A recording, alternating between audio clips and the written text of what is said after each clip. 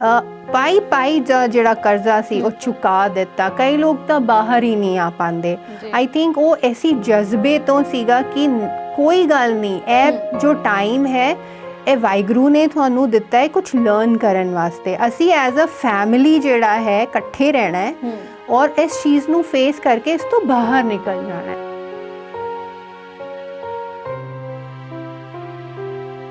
ਤੋ ਜ਼ਰੂਰੀ ਚੀਜ਼ ਜਿਹੜੀ ਸਾਨੂੰ ਡਿਵੈਲਪ ਕਰਨੀ ਚਾਹੀਦੀ ਹੈ ਉਹ ਇਹੀ ਹੈ ਕਿ ਇਸ ਸ਼ਰਮ ਤੋਂ ਬਾਹਰ ਆਓ। ਇਸ ਸ਼ਰਮ ਵੀ ਕਹਿ ਸਕਦੇ ਹੋ ਜਿਹੜਾ ਆਪਾਂ ਕਤਰਾਉਂਦੇ ਆਣਾ ਇਸ ਬਾਰੇ ਗੱਲ ਕਰਨ ਨੂੰ, ਉਸ ਚੀਜ਼ ਤੋਂ ਬਾਹਰ ਆਣਾ ਹੀ ਪੈਣਾ ਹੈ ਤਾਂ ਹੀ ਨੋਰਮਲ ਹੋਏਗਾ। ਸੈਪਰੇਟ ਕੱਪੜੇ ਵੀ ਨਹੀਂ ਖਰੀਦ ਸਕਦੇ ਸਾਈਕਲ ਹੈਂਡਲ ਕਰਨ ਨੂੰ, ਜਿਹੜੇ ਰੋਡਸ ਤੇ ਲਿਟਰਲੀ ਬੈਠੇ ਹੁੰਦੇ ਆ ਤਰਪਾਲ ਪਾ ਕੇ।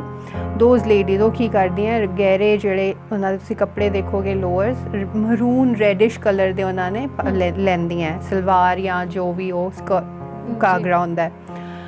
ਡਿਊਰਿੰਗ ਦੇਅਰ ਸਾਈਕਲ ਉਹ ਕੀ ਕਰਦੇ ਹੈ, ਮਿੱਟੀ ਵਾਲੀ ਜਗ੍ਹਾ ਤੇ ਬੈਠ ਜਾਂਦੇ ਹੈ। ਅੱਛਾ। ਔਰ whenever there is a flow ਮਿੱਟੀ ਦੇ ਉੱਤੇ ਬੈਠ ਗਏ ਔਰ ਉਸ ਤੋਂ ਬਾਅਦ ਦੇ cover it with mud only. ਜੀ ਇੱਕ ਪਾਸੇ ਤਾਂ ਅਸੀਂ ਦੇਵੀ ਦੀ ਪੂਜਾ ਕਰ ਰਹੇ ਹਾਂ, ਪਰ ਜਿਹੜੀ ਦੇਵੀ ਦੇ ਰੂਪ ਦੇ ਵਿੱਚ ਹੈ ਉਸ ਨੂੰ ਅਸੀਂ ਪੂਜਾ ਕਰਨ ਤੋਂ ਰੋਕ ਰਹੇ ਹਾਂ। ਇਹ ਜਿਹੜੀ ਸਾਡੀ ਸੋਚ ਹੈ ਇਹ ਕਿੰਨੇ ਛੋਟੇ ਲੈਵਲ ਤੱਕ ਜਾ ਚੁੱਕੀ ਹੈ।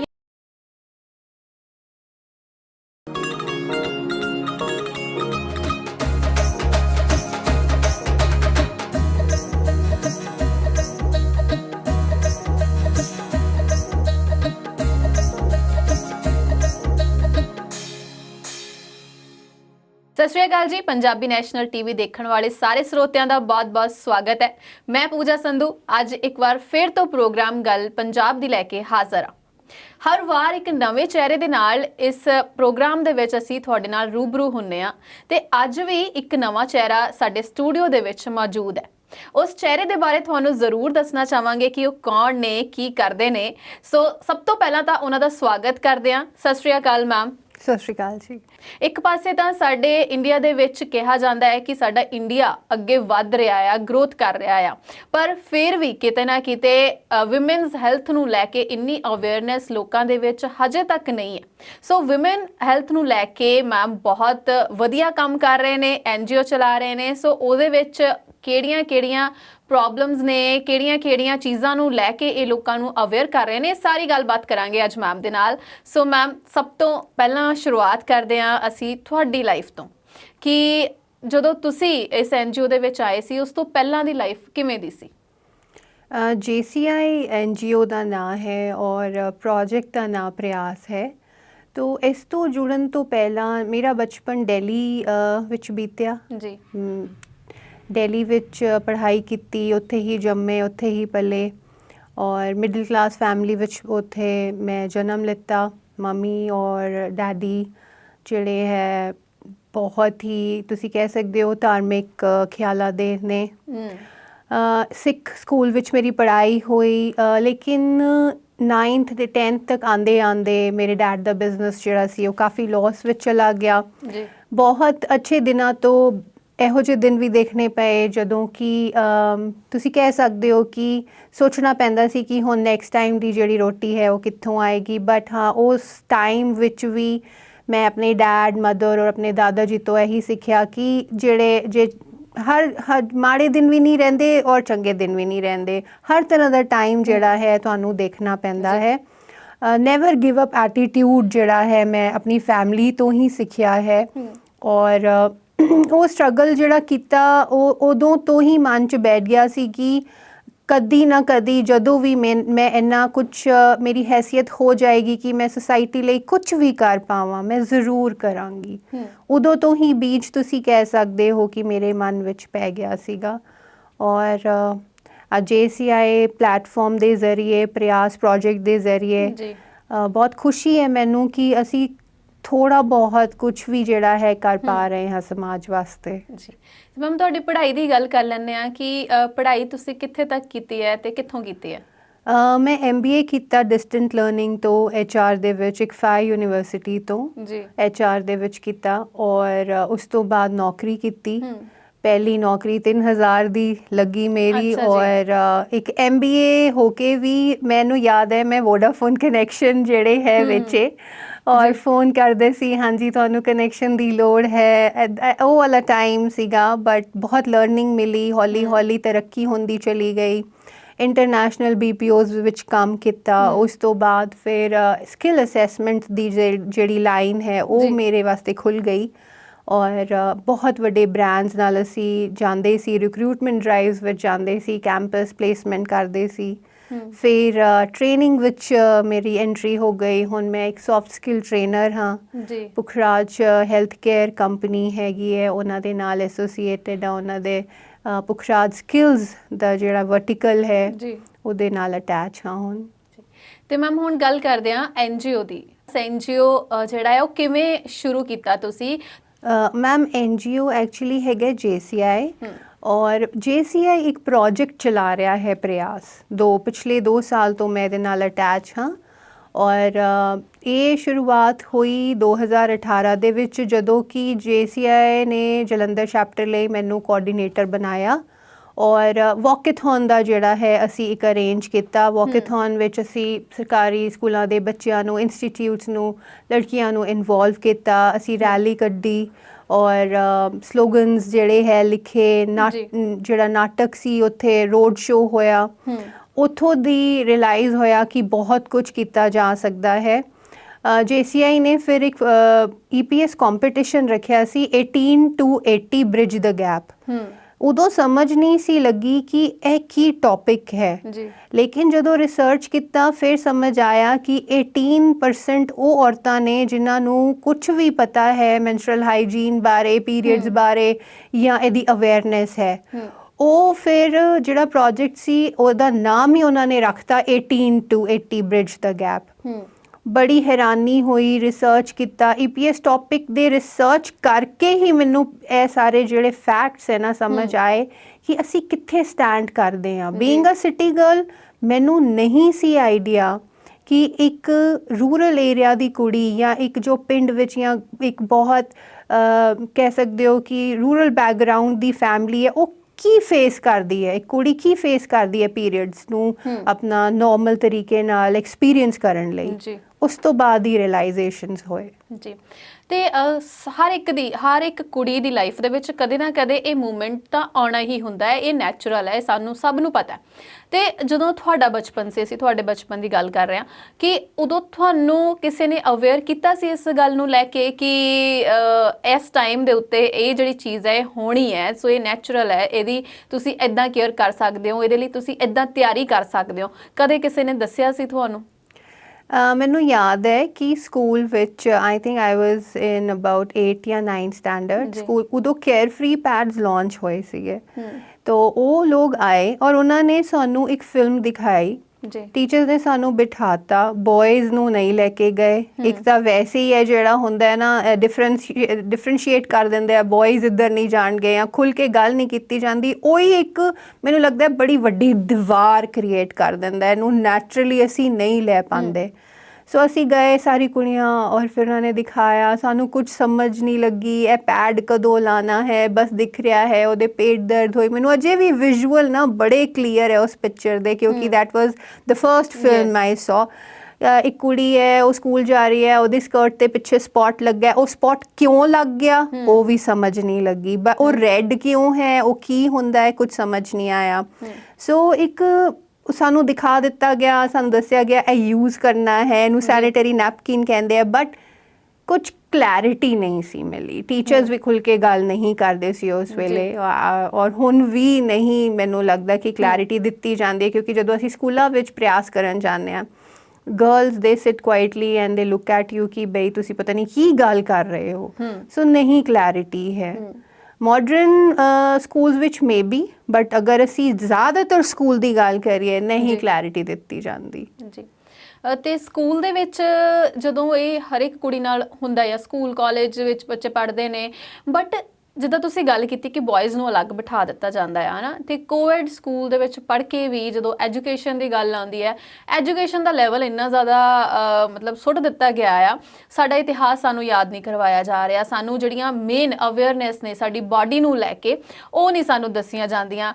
ਤੇ ਇਹ ਬੜੀ ਹਾਸੇ ਵਾਲੀ ਗੱਲ ਹੈ ਕਿ ਜਦੋਂ ਕਿਤੇ ਸਾਇੰਸ ਦੇ ਪੀਰੀਅਡ ਦੇ ਵਿੱਚ ਨਾ ਸਾਡੀ ਬਾਡੀ ਨੂੰ ਲੈ ਕੇ ਕੋਈ ਗੱਲ ਹੁੰਦੀ ਹੈ ਤੇ ਉਸ ਚੈਪਟਰ ਨੂੰ ਅੱਗੇ ਲੰਘਾ ਦਿੱਤਾ ਜਾਂਦਾ ਹੈ, ਤੇ ਜਾਂ ਫਿਰ ਟੀਚਰ ਅਗਰ ਪੜ੍ਹਾਉਂਦਾ ਹੈ ਤਾਂ ਬੱਚੇ ਉਸ ਚੀਜ਼ ਤੇ ਹੱਸਦੇ ਨੇ, ਤੇ ਟੀਚਰ ਇਹ ਵੀ ਨਹੀਂ ਦੱਸ ਪਾਉਂਦਾ ਕਿ ਇਹ ਚੀਜ਼ ਜਿਹੜੀ ਹੈ ਉਹ ਕਿਸ ਲਈ ਕੀਤੀ ਜਾ ਰਹੀ ਹੈ।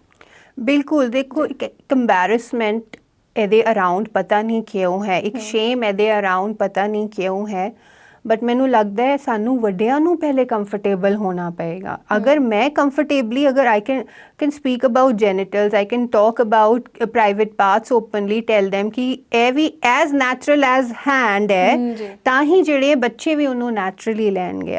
ਪਹਿਲੇ ਤਾਂ ਸਾਨੂੰ ਕੰਫਰਟੇਬਲ ਹੋਣਾ ਪਏਗਾ ਵੱਡਿਆਂ ਨੂੰ, ਔਰ ਜੋ ਉਹ ਹਾਸਾ ਹੈ ਉਹ ਫਿਰ ਜੇ ਤੁਸੀਂ ਨੈਚੁਰਲੀ ਗੱਲ ਕਰ ਸਕਦੇ ਹੋ, ਅੱਗੇ ਉਹਦੀ ਨਹੀਂ ਬੱਚੇ ਹੱਸਦੇ, ਕਿਉਂਕਿ ਮੈਂ ਖੁਦ ਐਕਸਪੀਰੀਅੰਸ ਕੀਤੀ ਹੈ ਇਹ ਚੀਜ਼। ਜਦੋਂ ਅਸੀਂ ਅਵੇਅਰਨੈਸ ਦਿੰਦੇ ਹਾਂ ਕੁੜੀਆਂ ਨੂੰ ਔਰ ਅਸੀਂ ਉਹਨਾਂ ਨੂੰ ਬੋਡੀ ਪਾਰਟਸ ਬਾਰੇ ਸਮਝਾਈਦਾ ਹੈ, ਵੀ ਟਾਕ ਅਬਾਊਟ ਇਟ, ਤਾਂ ਪਹਿਲੇ ਤੇ ਉਹਨਾਂ ਨੂੰ ਔਡ ਲੱਗਦਾ ਹੈ, ਬਟ ਜਦ ਮੇਰਾ ਕੰਫਰਟ ਦੇਖ ਕੇ ਉਹ ਵੀ ਕੰਫਰਟੇਬਲ ਹੋ ਜਾਂਦੇ ਆ, ਫਿਰ ਅੱਗੇ ਉਹਦੀ ਕੁਐਸਚਨ ਆਉਂਦੇ, ਤੁਸੀਂ ਹੈਰਾਨ ਹੋਵੋਗੇ, ਦੇ ask you questions. So ma'am ਗੱਲ ਕਰਦੇ ਹਾਂ ਕਿ NGO ਦੇ ਬਾਰੇ ਤਾਂ ਅਸੀਂ ਬਿਲਕੁਲ ਡਿਟੇਲ ਦੇ ਵਿੱਚ ਗੱਲ ਕਰਾਂਗੇ ਕਿ ਕਿੱਦਾਂ ਤੁਸੀਂ ਜਾ ਰਹੇ ਹੋ, ਕਿੱਦਾਂ ਕੰਮ ਕਰ ਰਹੇ ਹੋ। ਤੇ ਜਦੋਂ ਤੁਸੀਂ ਸਕੂਲ ਲਾਈਫ ਦੇ ਵਿੱਚ ਸੀਗੇ, ਤੇ ਸਕੂਲ ਲਾਈਫ ਦੇ ਵਿੱਚ ਮੋਸਟਲੀ ਕੇਸਿਸ ਤੁਸੀਂ ਦੇਖੇ ਹੋਣਗੇ ਇੱਦਾਂ ਦੇ, ਤੇ ਕੀ ਤੁਹਾਡਾ ਐਕਸਪੀਰੀਅੰਸ ਰਿਹਾ ਹੈ ਇਸ ਗੱਲ ਨੂੰ ਲੈ ਕੇ? ਅਬਾਊਟ ਪੀਰੀਅਡਸ, ਦੇਖੋ ਮੇਰੇ ਨਾਲ ਵੀ ਇੱਦਾਂ ਹੀ ਹੋਇਆ ਸੀਗਾ ਕਿ ਜਦੋਂ ਮੈਨੂੰ ਪੀਰੀਅਡਸ ਆਏ ਸੀ, ਮੈਂ ਥੋੜ੍ਹਾ ਜਿਹਾ ਮੈਨੂੰ ਆਈਡੀਆ ਸੀ, ਮੈਨੂੰ ਬਹੁਤ ਦਰਦ ਹੋਇਆ and I went to the toilet, ਔਰ ਫਿਰ ਮੈਨੂੰ ਇੰਨਾ ਆਈਡੀਆ ਸੀ ਕਿ ਮੈਡੀਕਲ ਰੂਮ ਜਾਣਾ ਹੈ, ਔਰ ਮੈਂ ਮੈਡੀਕਲ ਰੂਮ ਗਈ ਔਰ ਮੈਂ ਮੈਮ ਨੂੰ ਦੱਸਿਆ, ਤੇ ਫਿਰ ਮੰਮੀ ਨੂੰ ਮੇਰੇ फ़ੋਨ ਕੀਤਾ ਗਿਆ ਔਰ ਉਹ ਆਏ ਔਰ ਉਹ ਮੈਨੂੰ ਲੈ ਗਏ ਸੀ ਘਰ। ਮੇਰਾ ਪਰਸਨਲ ਐਕਸਪੀਰੀਅੰਸ ਇਹੀ ਹੈ। ਬਾਕੀ ਮੈਨੂੰ ਜੋ ਯਾਦ ਆਉਂਦਾ ਹੈ, ਮੈਂ ਕਾफ़ੀ ਲੜਕੀਆਂ ਨੂੰ ਦੇਖਿਆ ਹੈ ਕਿ ਈਵਨ ਮੈਨੂੰ ਯਾਦ ਹੈ ਬੱਸ ਵਿੱਚ ਅਸੀਂ ਜਾਂਦੇ ਸੀ, ਮੇਰੇ ਇੱਕ ਸੀਨੀਅਰ ਸੀਗੀ ਲੜਕੀ, ਔਰ ਵਿਦ ਸਪੋਇਲਡ ਕਲੋਥਸ ਬੱਸ ਵਿੱਚੋਂ ਖੜੇ ਹੋਏ ਸੀ, ਮੇ ਬੀ ਉਹਨਾਂ ਨੂੰ ਨਹੀਂ ਪਤਾ ਸੀ ਜਾਂ ਪਤਾ ਸੀ, and she went home like that. Embarrassment ਦਾ ਇੱਕ ਮੁੱਦਾ ਬਣ ਗਿਆ ਸੀ ਬੱਸ ਵਿੱਚ, ਸਭ ਨੂੰ ਯਾਦ ਹੋ ਗਿਆ ਸੀ ਕਿ she is the one who went home with spoiled clothes. So ਇੱਦਾਂ ਦੇ ਬਹੁਤ ਅੱਛੇ ਐਕਸਪੀਰੀਅੰਸਿਸ ਜਿਹੜੇ ਹੈ ਨਾ, ਮੈਨੂੰ ਯਾਦ ਨਹੀਂ ਹੈ ਕਿ ਵੀ ਮੈਂ ਕਹਿ ਸਕਾਂ ਕਿ ਇੱਕ ਸੇਫ ਇਨਵਾਇਰਮੈਂਟ ਮੈਂ ਦੇਖਿਆ ਆ। ਹਾਲਾਂਕਿ ਇਹਦੇ ਵਿੱਚ ਫੈਮਿਲੀ ਟੂ ਫੈਮਿਲੀ ਡਿਪੈਂਡ ਜ਼ਰੂਰ ਕਰਦਾ ਹੈ, ਬਟ ਮੇਰੇ ਪਰਸਨਲ ਜੋ ਮੈਂ ਦੇਖਿਆ ਉਹ ਮੈਨੂੰ ਇੱਦਾਂ ਦੇ ਹੀ ਯਾਦ ਹੈ ਕਿ ਅਚਾਨਕ ਕਿਸੇ ਨੂੰ ਬਲੀਡਿੰਗ ਸ਼ੁਰੂ ਹੋ ਗਈ ਔਰ ਉਹਨਾਂ ਨੂੰ ਨਹੀਂ ਪਤਾ ਸੀ, and they went into a shocked state, ਜਾਂ ਉਹਨਾਂ ਨੂੰ ਲੱਗਾ ਕਿ ਇਹ ਕੀ ਹੋ ਰਿਹਾ, ਦੇ ਵਰ ਨਾਟ ਰੈਡੀ, ਦੋਜ਼ ਗਰਲਸ ਵਰ ਨਾਟ ਰੈਡੀ। ਜੀ, ਇਹ ਮੇਰਾ ਜਿਹੜਾ ਐਕਸਪੀਰੀਅੰਸ ਰਿਹਾ ਹੈ। ਜੀ, ਤੇ ਮੈਮ ਹੋਰ ਵੀ ਬਹੁਤ ਸਾਰੀਆਂ ਗੱਲਾਂ ਨੇ ਜੋ ਕਿ NGO ਦੇ ਬਾਰੇ ਅਸੀਂ ਕਰਾਂਗੇ, ਪਰ ਵੇਲਾ ਹੋ ਰਿਹਾ ਹੈ ਤੇ ਛੋਟੀ ਜਿਹੀ ਬ੍ਰੇਕ ਦਾ। ਬ੍ਰੇਕ ਤੋਂ ਬਾਅਦ ਇੱਕ ਵਾਰ ਫਿਰ ਤੋਂ ਹਾਜ਼ਰ ਹੁੰਨੇ ਆ। ਪ੍ਰੋਗਰਾਮ ਚੱਲ ਰਿਹਾ ਹੈ ਗੱਲ ਪੰਜਾਬ ਦੀ।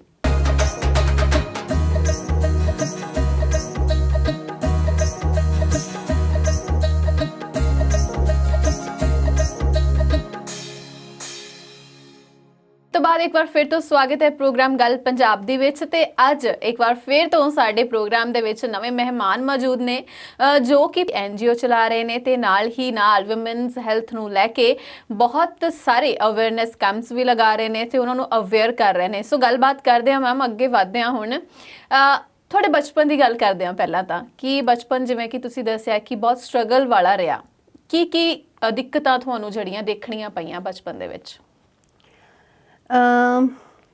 ਜਿਸ ਤਰ੍ਹਾਂ ਕਿ ਮੈਂ ਦੱਸਿਆ, ਫਾਦਰ ਸਾਹਿਬ ਦਾ ਬਿਜ਼ਨਸ ਚਲਾ ਗਿਆ, ਫਿਰ ਉਸ ਤੋਂ ਬਾਅਦ ਕਰਜ਼ਾ ਹੋ ਗਿਆ ਸੀਗਾ ਕਾਫੀ, ਤੇ ਹਿਊਮਿਲੇਟ ਹੁੰਦੇ ਦੇਖਿਆ ਫਾਦਰ ਸਾਹਿਬ ਨੂੰ, ਬਟ ਕਦੀ ਮੈਦਾਨ ਛੱਡਦੇ ਨਹੀਂ ਦੇਖਿਆ। ਬਹੁਤ ਜ਼ਿੰਦਗੀ ਦੇ ਬਹੁਤ ਇੰਪੋਰਟੈਂਟ ਲੈਸਨ ਜਿਹੜੇ ਹੈ ਮੈਂ ਬਚਪਨ ਵਿੱਚ ਹੀ ਸਿੱਖ ਲਿੱਤੇ ਸੀ, ਔਰ ਇਹ ਸਮਝ ਆ ਗਿਆ ਸੀਗਾ ਕਿ ਜ਼ਿੰਦਗੀ ਜੋ ਹੈ ਉਹ ਬਹੁਤ ਡਟ ਕੇ ਜੀਣੀ ਹੈ। ਮੁਸੀਬਤਾਂ ਆਉਣਗੀਆਂ, ਇਹਦੇ ਨਾਲ ਤੁਸੀਂ ਬਿਲਕੁਲ ਜਿਹੜਾ ਹੈ ਮੈਦਾਨ ਨਹੀਂ ਛੱਡਣਾ। ਇਹ ਇੰਪੋਰਟੈਂਟ ਲੈਸਨ ਮੈਨੂੰ ਮੇਰੇ ਫਾਦਰ ਸਾਹਿਬ ਤੋਂ ਹੀ ਮਿਲਿਆ, ਕਿਉਂਕਿ ਮੈਂ ਹੁਣ ਜਦ ਇਸ ਟਾਈਮ 'ਤੇ ਜਦ ਵੈਨ ਆਈ ਲੁੱਕ ਬੈਕ, ਤਾਂ ਮੈਨੂੰ ਲੱਗਦਾ ਹੈ ਕਿ ਬੜਾ ਈਜ਼ੀ ਹੁੰਦਾ ਹੈ ਹੌਸਲਾ ਛੱਡ ਦੇਣਾ। ਇਟ ਇਜ਼ ਨਾਟ ਈਜ਼ੀ ਕਿ ਤੁਹਾਡੇ ਦੇ ਮਤਲਬ ਦਰਵਾਜ਼ੇ ਤੇ ਲੋਕ ਖੜੇ ਹੈ, ਪੈਸਾ ਮੰਗ ਰਹੇ and you are telling them ਕਿ ਬਈ ਜਦੋਂ ਵੀ ਆਏ ਤੁਹਾਨੂੰ ਮਿਲਣਗੇ, ਔਰ ਉਹ ਚੁਕਾਏ ਅਸੀਂ। ਜੀ ਇਹ ਫੈਕਟ ਮੈਂ ਪ੍ਰਾਊਡ ਆਫ ਇਟ। ਚਾਹੇ ਉਹ ਮੇਰੇ ਫਾਦਰ ਸਾਹਿਬ ਨੇ ਮਿਹਨਤ ਕੀਤੀ, ਦਾਦਾ ਜੀ ਨੇ ਕੀਤੀ, ਮੇਰੇ ਬ੍ਰਦਰ ਨੇ ਕੀਤੀ, ਮੈਂ ਕੀਤੀ, ਪਾਈ ਦਾ ਜਿਹੜਾ ਕਰਜ਼ਾ ਸੀ ਉਹ ਚੁਕਾ ਦਿੱਤਾ। ਕਈ ਲੋਕ ਤਾਂ ਬਾਹਰ ਹੀ ਨਹੀਂ ਆ ਪਾਉਂਦੇ। ਆਈ ਥਿੰਕ ਉਹ ਐਸੀ ਜਜ਼ਬੇ ਤੋਂ ਸੀਗਾ ਕਿ ਕੋਈ ਗੱਲ ਨਹੀਂ, ਇਹ ਜੋ ਟਾਈਮ ਹੈ ਇਹ ਵਾਹਿਗੁਰੂ ਨੇ ਤੁਹਾਨੂੰ ਦਿੱਤਾ ਹੈ ਕੁਝ ਲਰਨ ਕਰਨ ਵਾਸਤੇ। ਅਸੀਂ ਐਜ਼ ਅ ਫੈਮਿਲੀ ਜਿਹੜਾ ਹੈ ਇਕੱਠੇ ਰਹਿਣਾ ਹੈ ਔਰ ਇਸ ਚੀਜ਼ ਨੂੰ ਫੇਸ ਕਰਕੇ ਇਸ ਤੋਂ ਬਾਹਰ ਨਿਕਲ ਜਾਣਾ ਹੈ। ਜੀ ਤੋ ਟਾਈਮ ਟੂ ਟਾਈਮ ਇਹੀ ਮੰਮੀ ਦੀ ਇਹੀ ਸਿੱਖਿਆ ਹੁੰਦੀ ਸੀ ਕਿ ਕੋਈ ਟਾਈਮ ਜਿਹੜਾ ਹੈ ਉਹ ਪਰਮਾਨੈਂਟ ਨਹੀਂ ਹੁੰਦਾ ਹੈ ਨਾ। ਚੰਗਾ ਵੀ ਪਰਮਾਨੈਂਟ ਨਹੀਂ ਹੈ, ਮਾੜਾ ਵੀ ਪਰਮਾਨੈਂਟ ਨਹੀਂ ਹੈ। ਦਾਦਾ ਜੀ ਨੇ ਛੋਟੇਪਨ ਤੋਂ ਹੀ ਜਿਹੜਾ ਹੈ ਸਪਿਰਿਚੁਅਲਿਟੀ ਵੱਲ ਲਾ ਦਿੱਤਾ ਸੀਗਾ। ਸੋ ਪਾਠ ਕਰਨਾ ਰੈਗੂਲਰਲੀ, ਕੀਰਤਨ ਵੀ ਸਿੱਖਿਆ। ਉਸ ਨਾਲ ਇੱਕ ਕਹਿ ਸਕਦੇ ਹੋ ਤੁਸੀਂ ਕਿ ਹਿੰਮਤ ਜ਼ਰੂਰ ਆਉਂਦੀ ਸੀ ਸਾਨੂੰ। ਉਸ ਤੋਂ ਬਾਅਦ ਜਦੋਂ ਇਹ ਫਾਈਨੈਂਸ਼ੀਅਲ ਆਇਆ ਨਾ ਪ੍ਰੋਬਲਮ, ਫਿਰ ਪੜ੍ਹਾਈ ਮੇਰੀ ਚੰਗੀ ਨਹੀਂ ਹੋ ਪਾਈ। ਮੈਂ ਬਹੁਤ ਐਵਰੇਜ ਸਟੂਡੈਂਟ ਰਹੀ ਜੀ ਕਿਉਂਕਿ ਇਸ ਟਾਈਮ ਤੋਂ ਪਹਿਲੇ ਆਈ ਵਾਜ਼ ਅ ਬ੍ਰਾਈਟ ਸਟੂਡੈਂਟ। ਮੈਂ ਬਹੁਤ ਅੱਛੇ ਮਾਰਕਸ ਲੈਂਦੀ ਸੀ। ਹਾਂ, ਇਸ ਨਾਲ ਕੀ ਹੋਇਆ ਕਿ ਮੇਰੀ ਜਿਹੜੀ ਪਰਫਾਰਮੈਂਸ ਪੜ੍ਹਾਈ ਵਿੱਚ ਸੀਗੀ ਉਹ ਥੱਲੇ ਚਲੀ ਗਈ। ਜੀ ਕਾਲਜ ਵੀ ਮੈਂ ਬਹੁਤ ਐਵਰੇਜ ਮਾਰਕਸ ਨਾਲ ਪਾਸ ਕੀਤਾ, BA ਪਾਸ ਕੀਤਾ ਆਪਣਾ। ਔਰ ਦਿਮਾਗ ਵਿੱਚ ਇਹੀ ਸੀ ਕਿ ਫਟਾਫਟ ਨੌਕਰੀ ਮਿਲ ਜਾਏ, ਫਟਾਫਟ ਕੁਝ ਇਹੋ ਜਿਹਾ ਮੀਡੀਅਮ ਮਿਲ ਜਾਏ ਜਿਹਦੇ ਨਾਲ ਮੈਂ ਘਰ ਨੂੰ ਸਪੋਰਟ ਕਰ ਪਾਵਾਂ। ਜੀ ਔਰ ਵਾਹਿਗੁਰੂ ਦਾ ਸ਼ੁਕਰ ਹੈ ਕਿ ਅਸੀਂ ਜਿਹੜਾ ਹੈ ਨਾ ਹਰ ਚੀਜ਼ ਵਿੱਚੋਂ ਨਿਕਲ ਗਏ। ਔਰ ਜੋ ਮੈਂ ਕਰਨਾ ਚਾਹੁੰਦੀ ਸੀ, ਮੈਨੂੰ ਹੰਨੇ ਵੀ ਜਦੋਂ ਮੈਂ ਯਾਦ ਕਰਦੀ ਹਾਂ, ਛੋਟੇਪਨ ਤੋਂ ਬੋਲਣ ਦਾ ਬਹੁਤ ਸ਼ੌਕ ਸੀ। ਜਦੋਂ ਨਿਊਜ਼ ਰੀਡਰਸ ਨੂੰ ਦੇਖੀਦਾ ਸੀ ਤੇ ਮੈਂ ਮੰਮੀ ਨੂੰ ਕਹਿੰਦੀ ਸੀ ਮੈਂ ਵੀ ਇਹੀ ਬਣਨਾ ਹੈ, ਮੈਂ ਟੀਵੀ ਤੇ ਆਵਾਂਗੀ। ਔਰ ਦੇਖੋ ਥੈਂਕਸ ਟੂ ਯੂ ਅੱਜ ਜਿਹੜਾ ਹੈ ਕਿਸੇ ਬਹਾਨੇ I am living my dream. But ਦੇਖੋ ਕਿੰਨੀ ਚੰਗੀ ਗੱਲ ਹੈ ਨਾ ਕਿ ਤੁਸੀਂ ਜਿਸ ਮਕਸਦ ਦੇ ਨਾਲ ਚੱਲੇ ਸੀ, ਜਿਸ ਉਮੀਦ ਦੇ ਨਾਲ ਚੱਲੇ ਸੀ, ਤੁਸੀਂ ਉਸ ਵੇ ਦੇ ਨਾਲ ਟੀਵੀ ਤੇ ਆ ਰਹੇ ਹੋ। ਇੱਕ ਜਿਹੜੀ ਸੇਵਾ ਤੁਸੀਂ ਨਿਭਾ ਰਹੇ ਹੋ ਉਸ ਚਿਹਰੇ ਦੇ ਨਾਲ ਲੋਕਾਂ ਦੇ ਸਾਹਮਣੇ ਆ ਰਹੇ ਹੋ। ਇਹ ਸਭ ਤੋਂ ਵੱਡੀ ਤੇ ਸਭ ਤੋਂ ਚੰਗੀ ਗੱਲ ਹੈ ਕਿ ਜਿਹੜਾ ਤੁਹਾਡਾ ਸੁਪਨਾ ਟੀਵੀ ਤੇ ਆਉਣ ਦਾ ਸੀ ਉਹ ਇਸ ਤਰੀਕੇ ਨਾਲ ਪੂਰਾ ਹੋ ਰਿਹਾ ਹੈ। ਹਾਂਜੀ ਥੈਂਕ ਯੂ ਸੋ ਮਚ। ਤੇ ਉਹ ਮੇਰੇ ਦਿਮਾਗ 'ਚ ਹਮੇਸ਼ਾ ਜਿਹੜਾ ਇੱਕ ਵਿਜ਼ੂਅਲ ਚੱਲਦਾ ਹੀ ਸੀ ਕਿ ਮੈਂ ਬੈਠੀ ਹਾਂ ਔਰ ਮੈਂ ਨਿਊਜ਼ ਪੜ੍ਹ ਰਹੀ ਹਾਂ। ਉਹ ਬੜਾ ਸਟਰੋਂਗ ਸੁਪਨਾ ਸੀ ਮੇਰਾ। ਸੋ ਉਹ ਮੈਂ ਜ਼ਰੂਰ every time I live that now also. ਫਿਰ ਟ੍ਰੇਨਿੰਗ ਦਾ ਬੜਾ ਸ਼ੌਕ ਸੀ ਮੈਨੂੰ ਕਿ ਮੈਂ ਲੋਕਾਂ ਵਾਸਤੇ ਕੁਝ ਕਰਨਾ ਹੈ। ਸਿਖਾਉਣ ਦਾ ਬਹੁਤ ਸ਼ੌਕ ਸੀ। ਟੀਚਰ ਬਣਨਾ ਚਾਹੁੰਦੀ ਸੀ। ਟੀਚਰ ਨਹੀਂ ਬਣੀ ਬਟ ਟ੍ਰੇਨਰ ਬਣ ਗਈ, ਸੌਫਟ ਸਕਿੱਲ ਟ੍ਰੇਨਰ ਬਣ ਗਈ। ਕਾਲਜਸ ਵਿੱਚ ਟ੍ਰੇਨਿੰਗ ਦੇਣੀ ਸ਼ੁਰੂ ਕੀਤੀ। ਪਹਿਲੀ ਨੌਕਰੀ ਤੋਂ ਬਾਅਦ ਮੈਨੂੰ BPOs ਨੇ ਬਹੁਤ ਮਦਦ ਕੀਤਾ, ਜਿਹੜਾ ਇੰਨਾ ਵੱਡੀ ਓਪਰਚੁਨਿਟੀ ਸੀ ਉਹ ਮੇਰੇ ਵਾਸਤੇ, ਕਿਉਂਕਿ ਇੰਗਲਿਸ਼ ਬਹੁਤ ਚੰਗੀ ਨਹੀਂ ਸੀ ਆਉਂਦੀ ਜੀ ਔਰ ਇੰਟਰਨੈਸ਼ਨਲ ਪ੍ਰੋਸੈਸ ਵਿੱਚ ਅੱਛੀ ਇੰਗਲਿਸ਼ ਆਉਣਾ ਜ਼ਰੂਰੀ ਹੁੰਦਾ ਹੈ। ਜਦੋਂ ਇੰਟਰਵਿਊ ਦਿੱਤਾ ਉਹਨਾਂ ਨੂੰ ਇਹ ਲੱਗਾ ਕਿ ਤਰਵਿੰਦਰ ਦੀ ਇੰਗਲਿਸ਼ ਇੰਨੀ ਕੁ ਤਾਂ ਹੈਗੀ ਹੈ ਕਿ ਇਹਨੂੰ ਟ੍ਰੇਨ ਕੀਤਾ ਜਾ ਸਕਦਾ ਹੈ। ਔਰ ਉਸ ਵੇਲੇ ਟ੍ਰੇਨਰਸ ਆਉਂਦੇ ਸੀ ਬਾਹਰੋਂ। ਜੀ तो US ਦੇ ਟ੍ਰੇਨਰਸ ਤੋਂ ਸਾਨੂੰ ਟ੍ਰੇਨਿੰਗ ਮਿਲੀ, ਮੇਰੀ ਬਹੁਤ ਲਰਨਿੰਗ ਹੋਈ ਜੀ ਔਰ ਬੜਾ ਮਜ਼ਾ ਆਉਂਦਾ ਸੀ ਕਿਉਂਕਿ ਮੈਂ ਇਹੋ ਜਿਹੇ ਪ੍ਰੋਸੈਸ ਵਿੱਚ ਸੀ ਜਿੱਥੋਂ 5 ਕੰਟਰੀਜ਼ ਤੋਂ ਕਾਲ ਆਉਂਦੇ ਸੀ। ਅੱਛਾ। ਤੇ ਮੇਰਾ ਜਿਹੜਾ ਨਿਊਜ਼ ਰੀਡਰ ਵਾਲਾ ਸੁਪਨਾ, ਮੈਂ ਉੱਥੇ ਵੀ ਤੁਸੀਂ ਕਹਿ ਸਕਦੇ ਹੋ ਕਿ ਮੈਂ ਆਈ ਲਿਵਡ ਇਟ, ਕਿਉਂਕਿ ਜਦੋਂ ਮੈਂ ਫੋਨ ਤੇ ਗੱਲ ਕਰਦੀ ਸੀ ਉਹਨਾਂ ਨਾਲ ਔਰ ਇੰਗਲਿਸ਼ ਜਦੋਂ ਬੋਲਦੀ ਸੀ ਤਾਂ ਇਹੀ ਸੋਚਦੀ ਸੀ ਕਿ ਨਿਊਜ਼ ਪੜ੍ਹ ਰਹੀ ਹਾਂ। ਸੋ ਬਹੁਤ ਕੁਝ ਸਿੱਖਿਆ। ਫਿਰ ਹੌਲੀ ਹੌਲੀ ਘਰ ਦੇ ਹਾਲਾਤ ਸੁਧਰਦੇ ਚਲੇ ਗਏ, ਬੈਟਰ ਹੁੰਦੀ ਗਈ ਕੰਡੀਸ਼ਨ। ਮੇਰੇ ਬ੍ਰਦਰ ਨੂੰ ਨੌਕਰੀ ਮਿਲ ਗਈ, ਉਹਨੇ ਬਹੁਤ ਸਪੋਰਟ ਕੀਤਾ ਔਰ ਅੱਜ ਵਾਹਿਗੁਰੂ ਦਾ ਸ਼ੁਕਰ ਹੈ ਵੀ ਆਰ ਬੈਟਰ ਆਫ। ਹੁਣ ਨਾ ਕੋਈ ਕਰਜ਼ਾ ਹੈ and we are very happy. ਜੀ ਜੀ। ਤੇ ਫਿਰ ਹੁਣ ਤੱਕ ਦੀ ਜਿਹੜੀ ਲਾਈਫ ਹੈ ਉਹ ਤਾਂ ਤੁਸੀਂ ਦੱਸਿਆ ਕਿ ਕਿਸ ਤਰੀਕੇ ਨਾਲ ਤੁਸੀਂ ਇੱਥੇ ਤੱਕ ਪਹੁੰਚੇ ਹੋ। ਅਪ ਡਾਊਨਸ ਆਏ ਨੇ ਲਾਈਫ ਦੇ ਵਿੱਚ, ਪਰ ਉਹਨਾਂ ਦਾ ਤੁਸੀਂ ਸਾਹਮਣਾ ਕੀਤਾ ਹੈ ਐਂਡ ਤੁਹਾਡੇ ਫਾਦਰ ਸਾਹਿਬ ਦੀ ਵੀ ਹਿੰਮਤ ਹੈ ਕਿ ਉਹਨਾਂ ਨੇ ਵੀ ਇਹਨਾਂ ਸਾਰੀਆਂ ਮੁਸ਼ਕਲਾਂ ਦਾ ਸਾਹਮਣਾ ਕਰਕੇ ਆਪਣੇ ਆਪ ਨੂੰ ਫਿਰ ਤੋਂ ਇੱਕ ਵਾਰੀ ਖੜੇ ਕੀਤਾ। ਇਹ ਇੱਕ ਚੰਗੀ ਮਿਸਾਲ ਹੈ। ਤੇ ਅਸੀਂ ਦੇਖਦੇ ਹਾਂ ਅਕਸਰ ਲੋਕ ਨਾ ਡਿਪਰੈਸ਼ਨ 'ਚ ਚਲੇ ਜਾਂਦੇ ਨੇ। ਥੋੜੀ ਜਿਹੀ ਕੋਈ ਪ੍ਰੋਬਲਮ ਆਉਂਦੀ ਹੈ ਤੇ ਐਦਾਂ ਹੋ ਜਾਂਦਾ ਕਿ ਮੇਰੇ ਨਾਲ ਇਹ ਚੀਜ਼ ਹੋ ਕਿਉਂ ਗਈ, ਇਹ ਨਹੀਂ ਹੋਣੀ ਚਾਹੀਦੀ ਸੀ, ਜਾਂ ਫਿਰ ਅਸੀਂ ਰੱਬ ਨੂੰ ਕੋਸਣਾ ਸ਼ੁਰੂ ਕਰ ਦਿੰਦੇ ਹਾਂ ਕਿ ਮੇਰੇ ਨਾਲ ਹੀ ਕਿਉਂ ਹਰ ਵਾਰ ਤੁਸੀਂ ਮਾੜਾ ਕਰਦੇ ਹੋ, ਹੈ ਨਾ। ਸੋ ਇੱਕ ਜਿਹੜੀ ਤੁਹਾਡੀ NGO, ਮੇਰੀ ਗੱਲ ਕਰਨ ਦਾ ਮਤਲਬ ਇਹ ਸੀਗਾ ਕਿ ਤੁਸੀਂ ਜਿਹੜੀ NGO ਚਲਾ ਰਹੇ ਹੋ ਔਰ ਜਿਹੜੇ ਲੋਕਾਂ ਤੱਕ ਤੁਸੀਂ ਪਹੁੰਚ ਰਹੇ ਹੋ, ਅਸੀਂ ਉਹਨਾਂ ਵੱਲ ਦੇਖ ਕੇ ਵੀ ਨਹੀਂ ਸਿੱਖਦੇ ਕਿ ਉਹ ਲੋਕ ਜਿਹੜੇ ਨੇ ਉਹ ਵੀ ਤਾਂ ਕਦੇ ਕੋਈ ਸੁਪਨਾ ਦੇਖਦੇ ਹੋਣਗੇ ਨਾ ਕਿ ਮੇਰੇ ਕੋਲ ਚੰਗਾ ਖਾਣ ਨੂੰ ਹੋਵੇ, ਮੇਰੇ ਕੋਲ ਚੰਗਾ ਪਹਿਨਣ ਨੂੰ ਹੋਵੇ, ਪਰ ਅਸੀਂ ਹਮੇਸ਼ਾ ਆਪਣੇ ਜਿਹੜੇ ਰੋਣੇ ਆ ਉਹ ਰੋਂਦੇ ਰਹਿੰਦੇ ਆ, ਪਰ ਅਸੀਂ ਉਹਨਾਂ ਵੱਲ ਤਾਂ ਕਦੇ ਦੇਖ ਕੇ ਸਿੱਖਣਾ ਹੀ ਨਹੀਂ ਚਾਹਿਆ। ਜੀ ਬਿਲਕੁਲ ਤੁਸੀਂ ਠੀਕ ਕਹਿ ਰਹੇ ਹੋ ਕਿ ਅਸੀਂ ਉਹਨਾਂ ਨੂੰ ਦੇਖ ਕੇ ਵੀ ਉਹਨਾਂ ਤੋਂ ਇਨਸਪੀਰੇਸ਼ਨ ਨਹੀਂ ਲੈਂਦੇ, ਅਸੀਂ ਆਪਣੇ ਹੀ ਰੋਣੇ ਰੋਂਦੇ ਰਹਿੰਦੇ ਹਾਂ। ਔਰ ਐਸੀ ਕਰਕੇ ਮੈਂ ਇਹ ਠਾਣਿਆ ਸੀ ਕਿ ਮੈਂ ਐਸੇ ਲੋਕਾਂ ਨੂੰ ਹੀ ਮਿਲਣਾ ਹੈ ਜਾਂ ਅਵੇਅਰਨੈਸ ਦੇਣੀ ਹੈ ਜਿਨ੍ਹਾਂ ਨੂੰ ਜ਼ਰੂਰਤ ਵੀ ਹੈ ਔਰ ਉਹ ਉਸ ਕੈਟੇਗਰੀ ਦੇ ਲੋਕ ਨੇ ਜੋ ਬਿਲਕੁਲ ਹਾਰ ਮੰਨਣ ਵਾਲੇ ਨਹੀਂ ਹੈ, ਜੋ ਵੀ ਸਿਚੁਏਸ਼ਨ ਹੈ ਉਹ ਜੀ ਰਹੇ ਨੇ, ਉਹਨਾਂ ਨੂੰ ਇੱਕ ਹੱਥ ਦੀ ਲੋੜ ਹੈ। ਮੈਨੂੰ ਉਹੀ ਟਾਈਮ ਯਾਦ ਆਉਂਦਾ ਹੈ ਜੋ ਸਾਨੂੰ ਹੱਥ ਦੀ ਲੋੜ ਸੀ, ਚਾਹੇ ਉਹ ਕਿਸੇ ਵੀ ਵੇ ਵਿੱਚ ਸੀ। ਇਹ ਵੀ ਇੱਕ ਇੰਪੋਰਟੈਂਟ ਮੁੱਦਾ ਹੈ ਔਰਤਾਂ ਵਾਸਤੇ। ਪੀਰੀਅਡਸ ਐਕਸਪੀਰੀਅੰਸ ਕਰਨਾ, ਹਾਈਜੀਨਿਕਲੀ, ਕਲੀਨਲੀਨੈਸ ਬੜਾ ਇੰਪੋਰਟੈਂਟ ਮੁੱਦਾ ਹੈ। ਸੋ ਮੈਂ ਉਹੀ ਸੋਚ ਕੇ ਕਿ ਇੱਕ ਹੱਥ ਜਿਹੜਾ ਅੱਗੇ ਵਧੇ ਉਹਨਾਂ ਵਾਸਤੇ, ਉਹੀ ਫੀਲਿੰਗ ਮੇਰੇ ਮਨ ਦੇ ਅੰਦਰ ਆਉਂਦੀ ਹੈ ਕਿ ਇਹਨਾਂ ਨੂੰ ਅਪਰੋਚ ਕੀਤਾ ਜਾਏ। ਔਰ ਜਦੋਂ ਉਹਨਾਂ ਵਿੱਚ ਜਾਈਦਾ ਹੈ ਕੋਈ ਗਿਲੇ ਸ਼ਿਕਵੇ ਨਹੀਂ ਹੁੰਦੇ, ਅੱਗੇ ਉਹਦੀ ਸਮਾਈਲਸ ਆਉਂਦੀਆਂ, ਚਾਹੇ ਉਹਨਾਂ ਨੂੰ ਕੁਝ ਵੀ ਨਹੀਂ ਪਤਾ ਹੁੰਦਾ ਔਰ ਉਹ ਇਹ ਬਿਲਕੁਲ ਹੈਰਾਨ ਹੋ ਕੇ ਤੁਹਾਨੂੰ ਦੇਖਦੇ ਹੈ, ਅੱਛਾ ਇਹ ਕੀ ਚੀਜ਼ ਹੈ। ਜਦੋਂ ਅਸੀਂ ਉਹਨਾਂ ਨੂੰ ਪੈਡ ਖੋਲ ਕੇ ਦਿਖਾਉਂਦੇ ਹਾਂ ਇਹਨੂੰ ਵਰਤਣਾ ਕਿੱਦਾਂ ਹੈ, ਕਿਉਂਕਿ ਮੋਸਟਲੀ ਮੈਂ ਤੁਹਾਨੂੰ ਡਿਸਕਸ ਕਰਾਂਗੀ ਕਿ ਕਿਸ ਤਰ੍ਹਾਂ ਐਕਸਪੀਰੀਅੰਸ ਕਰਦੇ ਆ ਪੀਰੀਅਡਸ।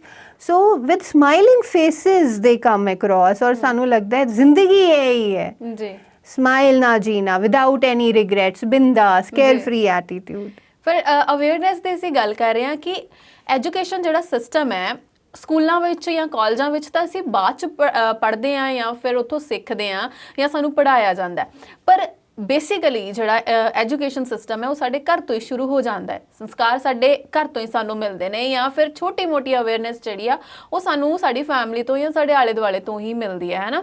ਅਤੇ ਇਹ ਜਿਹੜੀ ਚੀਜ਼ ਹੈ ਕਿ ਪੀਰੀਅਡਸ ਨੂੰ ਲੈ ਕੇ ਮੋਸਟਲੀ ਲੋਕ ਆਪਣਾ ਮੂੰਹ ਬੰਦ ਕਰ ਲੈਂਦੇ ਨੇ, ਡਰ ਜਾਂਦੇ ਨੇ, ਸ਼ਰਮਾ ਜਾਂਦੇ ਨੇ ਜਾਂ ਫਿਰ ਖੁੱਲ੍ਹ ਕੇ ਕੋਈ ਗੱਲ ਹੀ ਨਹੀਂ ਕਰਨਾ ਚਾਹੁੰਦਾ ਇਸ ਦੇ ਬਾਰੇ।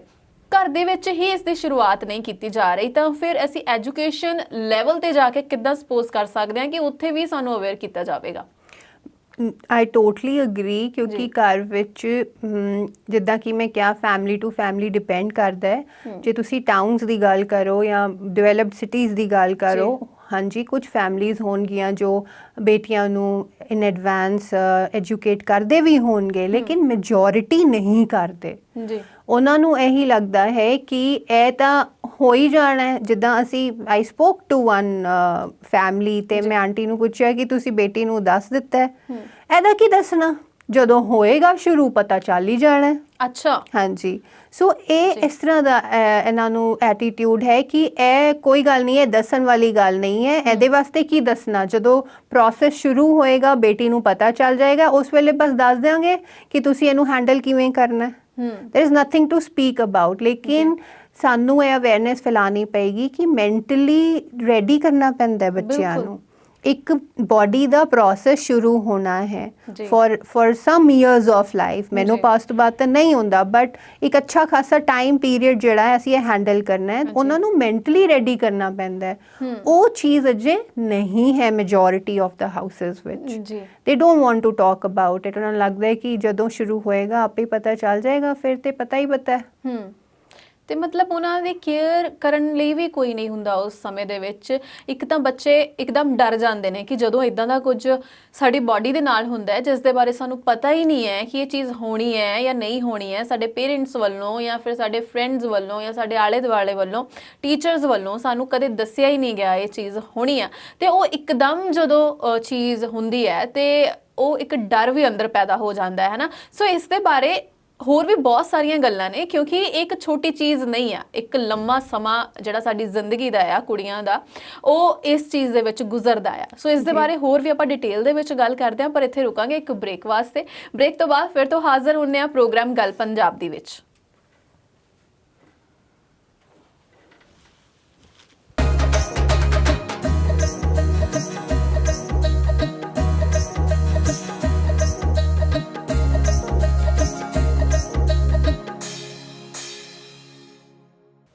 ਬ੍ਰੇਕ ਤੋਂ ਬਾਅਦ ਇੱਕ ਵਾਰ ਫਿਰ ਤੋਂ ਸਵਾਗਤ ਹੈ ਪ੍ਰੋਗਰਾਮ ਗੱਲ ਪੰਜਾਬ ਦੇ ਵਿੱਚ। ਤੇ ਅੱਜ ਅਸੀਂ ਜਿਸ ਮੁੱਦੇ ਤੇ ਗੱਲ ਕਰ ਰਹੇ ਹਾਂ ਉਹ ਮੁੱਦਾ ਬਹੁਤ ਹੀ ਇੰਪੋਰਟੈਂਟ ਹੈ ਤੇ ਉਸ ਦੇ ਬਾਰੇ ਅਵੇਅਰਨੈਸ ਹੋਣੀ ਬਹੁਤ ਜ਼ਰੂਰੀ ਹੈ ਕੁੜੀਆਂ ਵਾਸਤੇ, ਕਿਉਂਕਿ ਜਿੱਦਾਂ ਮੈਂ ਪਹਿਲਾਂ ਵੀ ਗੱਲ ਕਰ ਰਹੀ ਸੀ ਕਿ ਕੁੜੀਆਂ ਦਾ ਜ਼ਿੰਦਗੀ ਦਾ ਇੱਕ ਲੰਮਾ ਸਮਾਂ ਜਿਹੜਾ ਆ ਉਹ ਪੀਰੀਅਡਸ ਵਿੱਚ ਜਾਂਦਾ ਹੈ ਤੇ ਉਹਨਾਂ ਨੂੰ ਕਈ ਵਾਰ ਉਸ ਦੇ ਬਾਰੇ ਚੰਗੀ ਤਰ੍ਹਾਂ ਪਤਾ ਹੀ ਨਹੀਂ ਹੁੰਦਾ। ਫਸਟ ਟਾਈਮ ਦੀ ਗੱਲ ਕਰੀਏ ਤਾਂ ਹੁਣ ਮੈਮ ਗੱਲ ਕਰਦੇ ਹਾਂ, ਜਿੱਦਾਂ ਮੈਂ ਪਹਿਲਾਂ ਵੀ ਗੱਲ ਕਰ ਰਹੀ ਸੀ, ਇੱਕ ਡਰ ਜਿਹੜਾ ਆ ਅੰਦਰ ਆਂਦਾ ਕੁੜੀਆਂ ਦੇ ਜਾਂ ਬੱਚੀਆਂ ਦੇ ਕਹਿ ਸਕਦੇ ਹਾਂ ਅਸੀਂ ਕਿ ਸਾਨੂੰ ਨਹੀਂ ਪਤਾ ਹੁੰਦਾ ਉਸ ਟਾਈਮ ਦੇ ਉੱਤੇ।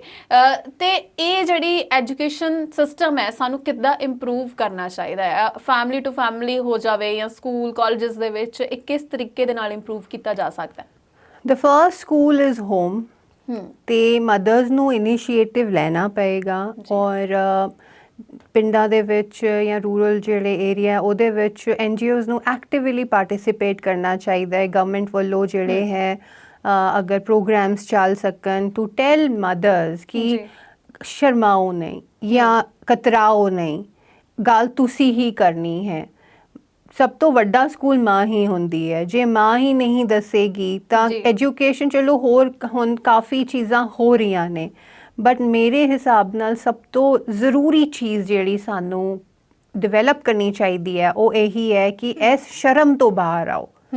ਇਸ ਸ਼ਰਮ ਵੀ ਕਹਿ ਸਕਦੇ ਹੋ ਜਿਹੜਾ ਆਪਾਂ ਕਤਰਾਉਂਦੇ ਆ ਨਾ ਇਸ ਬਾਰੇ ਗੱਲ ਕਰਨ ਨੂੰ, ਉਸ ਚੀਜ਼ ਤੋਂ ਬਾਹਰ ਆਣਾ ਹੀ ਪੈਣਾ ਹੈ ਤਾਂ ਹੀ ਨੋਰਮਲ ਹੋਏਗਾ।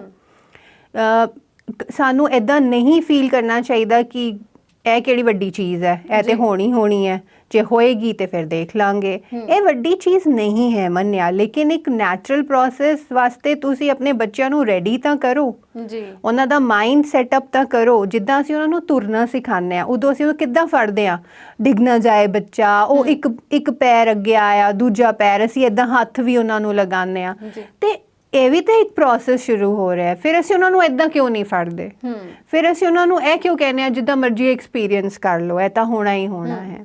ਉਹਦੇ ਵਾਸਤੇ ਵੀ ਸਾਨੂੰ ਉਨਾ ਹੀ ਪ੍ਰੋਟੈਕਟਿਵ ਹੋਣਾ ਪਏਗਾ ਐਜ਼ ਮਦਰਸ। ਫਾਦਰਸ ਲੈ ਸਕਦੇ ਹੈ responsibility, why only mothers? Fathers ਕਿਉਂ ਨਹੀਂ? ਉਹ ਆਪਣੀ ਡਾਟਰਸ ਨੂੰ ਦੱਸ ਸਕਦੇ ਆ ਬੇਟਾ you are going to be ready for life, ਤੁਹਾਡਾ ਇੱਕ ਫਰਟੀਲਿਟੀ ਟਾਈਮ ਜਿਹੜਾ ਹੈ ਉਹ ਸ਼ੁਰੂ ਹੋਣ ਵਾਲਾ ਹੈ। ਇੱਕ ਆਪਣੀ ਪਿਓ ਜਿਹੜਾ ਆਪਣੀ ਧੀ ਨੂੰ ਇਹ ਜਾਣਕਾਰੀ ਦੇ ਸਕਦਾ ਹੈ, ਇਹ ਕੋਈ ਸ਼ਰਮ ਵਾਲੀ ਗੱਲ ਨਹੀਂ ਹੈ। ਅਸੀਂ ਛਿੱਕ ਵੀ ਮਾਰਦੇ ਹਾਂ, ਮੈਂ ਕਿਹਾ ਅਸੀਂ ਨੋਰਮਲ ਸਾਰੇ ਪ੍ਰੋਸੈਸ ਕਰਦੇ ਹਾਂ। ਅਗਰ ਗੋਲ ਬਲੈਡਰ 'ਚ ਪਾਣੀ ਜ਼ਿਆਦਾ ਹੈ we go to the toilet, urine ਦੇ ਥਰੂ ਬਾਹਰ ਆ ਜਾਂਦਾ ਹੈ ਨਾ, ਛਿੱਕ ਮਾਰਦੇ ਹਾਂ। ਤੇ ਆਪਾਂ ਜਦੋਂ ਕੁਝ ਇਰੀਟੇਸ਼ਨ ਹੁੰਦੀ ਹੈ ਛਿੱਕ ਮਾਰਦੇ ਹਾਂ। ਬੇਬੀ ਨੂੰ ਆਪਾਂ ਬਰਥ ਦੇਈਦਾ, ਮਾਂ ਬੱਚੇ ਨੂੰ ਜਨਮ ਦਿੰਦੀ ਹੈ, ਉਹ ਵੀ ਨੋਰਮਲ ਹੈ, ਬਟ ਵਾਈ ਓਨਲੀ ਪੀਰੀਅਡਸ? ਇਹ ਵੀ ਤਾਂ ਇੱਕ ਨੈਚੁਰਲ ਪ੍ਰੋਸੈਸ ਹੈ ਜੀ। ਇਹਦੇ ਵਿੱਚ ਲੁਕਾਉਣ ਵਾਲੀ ਗੱਲ ਹੀ ਕੀ ਹੈ, ਜਦ ਕਿ ਸਾਰੀ ਦੁਨੀਆ ਜਾਣਦੀ ਹੈ ਇਸ ਚੀਜ਼ ਦੇ ਬਾਰੇ, ਹਰ ਇੱਕ ਇਨਸਾਨ ਨੂੰ ਪਤਾ ਹੈ ਇਸ ਦੇ ਬਾਰੇ, ਪਰ ਫਿਰ ਵੀ ਉਸ ਨੂੰ ਲੁਕੋਇਆ ਜਾਂਦਾ ਹੈ, ਉਹਨੂੰ ਡਰ ਕੇ ਉਸ ਦਾ ਸਾਹਮਣਾ ਜਿਹੜਾ ਕੀਤਾ ਨਹੀਂ ਜਾਂਦਾ ਹੈ, ਕਿਉਂਕਿ ਅੰਦਰ ਇੱਕ ਡਰ ਹੈ, ਇੱਕ ਸ਼ਰਮ ਹੈ ਲੋਕਾਂ ਦੇ ਕਿ ਅਸੀਂ ਖੁੱਲ੍ਹ ਕੇ ਗੱਲ ਕਰਾਂਗੇ ਤਾਂ ਲੋਕ ਸਾਡੇ ਤੇ ਹੱਸਣਗੇ। ਔਰ ਇਹ ਸਭ ਤੋਂ ਵੱਡੀ ਗੱਲ ਜਿਹੜੀ ਹੱਸਣ ਵਾਲੀ ਹੈ ਨਾ, ਇਹ ਅਕਸਰ ਲੋਕਾਂ ਦੇ ਦਿਮਾਗ 'ਚ ਹੁੰਦੀ ਹੈ ਕਿ ਜੇਕਰ ਅਸੀਂ ਕਿਸੇ ਨਾਲ ਗੱਲ ਕੀਤੀ ਨਾ ਤੇ ਉਹ ਸਾਡੇ ਬਾਰੇ ਸੋਚਣਗੇ ਕਿ ਕੀ ਗੱਲ ਕਰੀ ਜਾ ਰਿਹਾ ਸਾਰਿਆਂ ਦੇ ਸਾਹਮਣੇ, ਹੈ ਨਾ। ਇੱਕ ਨਾ ਵਰਡ ਹੈਗਾ ਪੂਜਾ ਜੀ, ਲੋਕੀਆ। ਮੇਰੇ ਸਰ ਨੇ ਮੈਨੂੰ ਸਿਖਾਇਆ ਸੀ, ਕਹਿੰਦੇ ਬੇਟਾ ਲੋਕੀਆ ਨਾ ਇੱਕ ਬੜੀ ਬਹੁਤ ਬਿਮਾਰੀ ਹੈ ਬੜੀ। ਮੈਂ ਸਰ ਨੂੰ ਕਿਹਾ ਸਰ ਲੋਕੀਆ ਕੀ ਹੁੰਦਾ ਹੈ?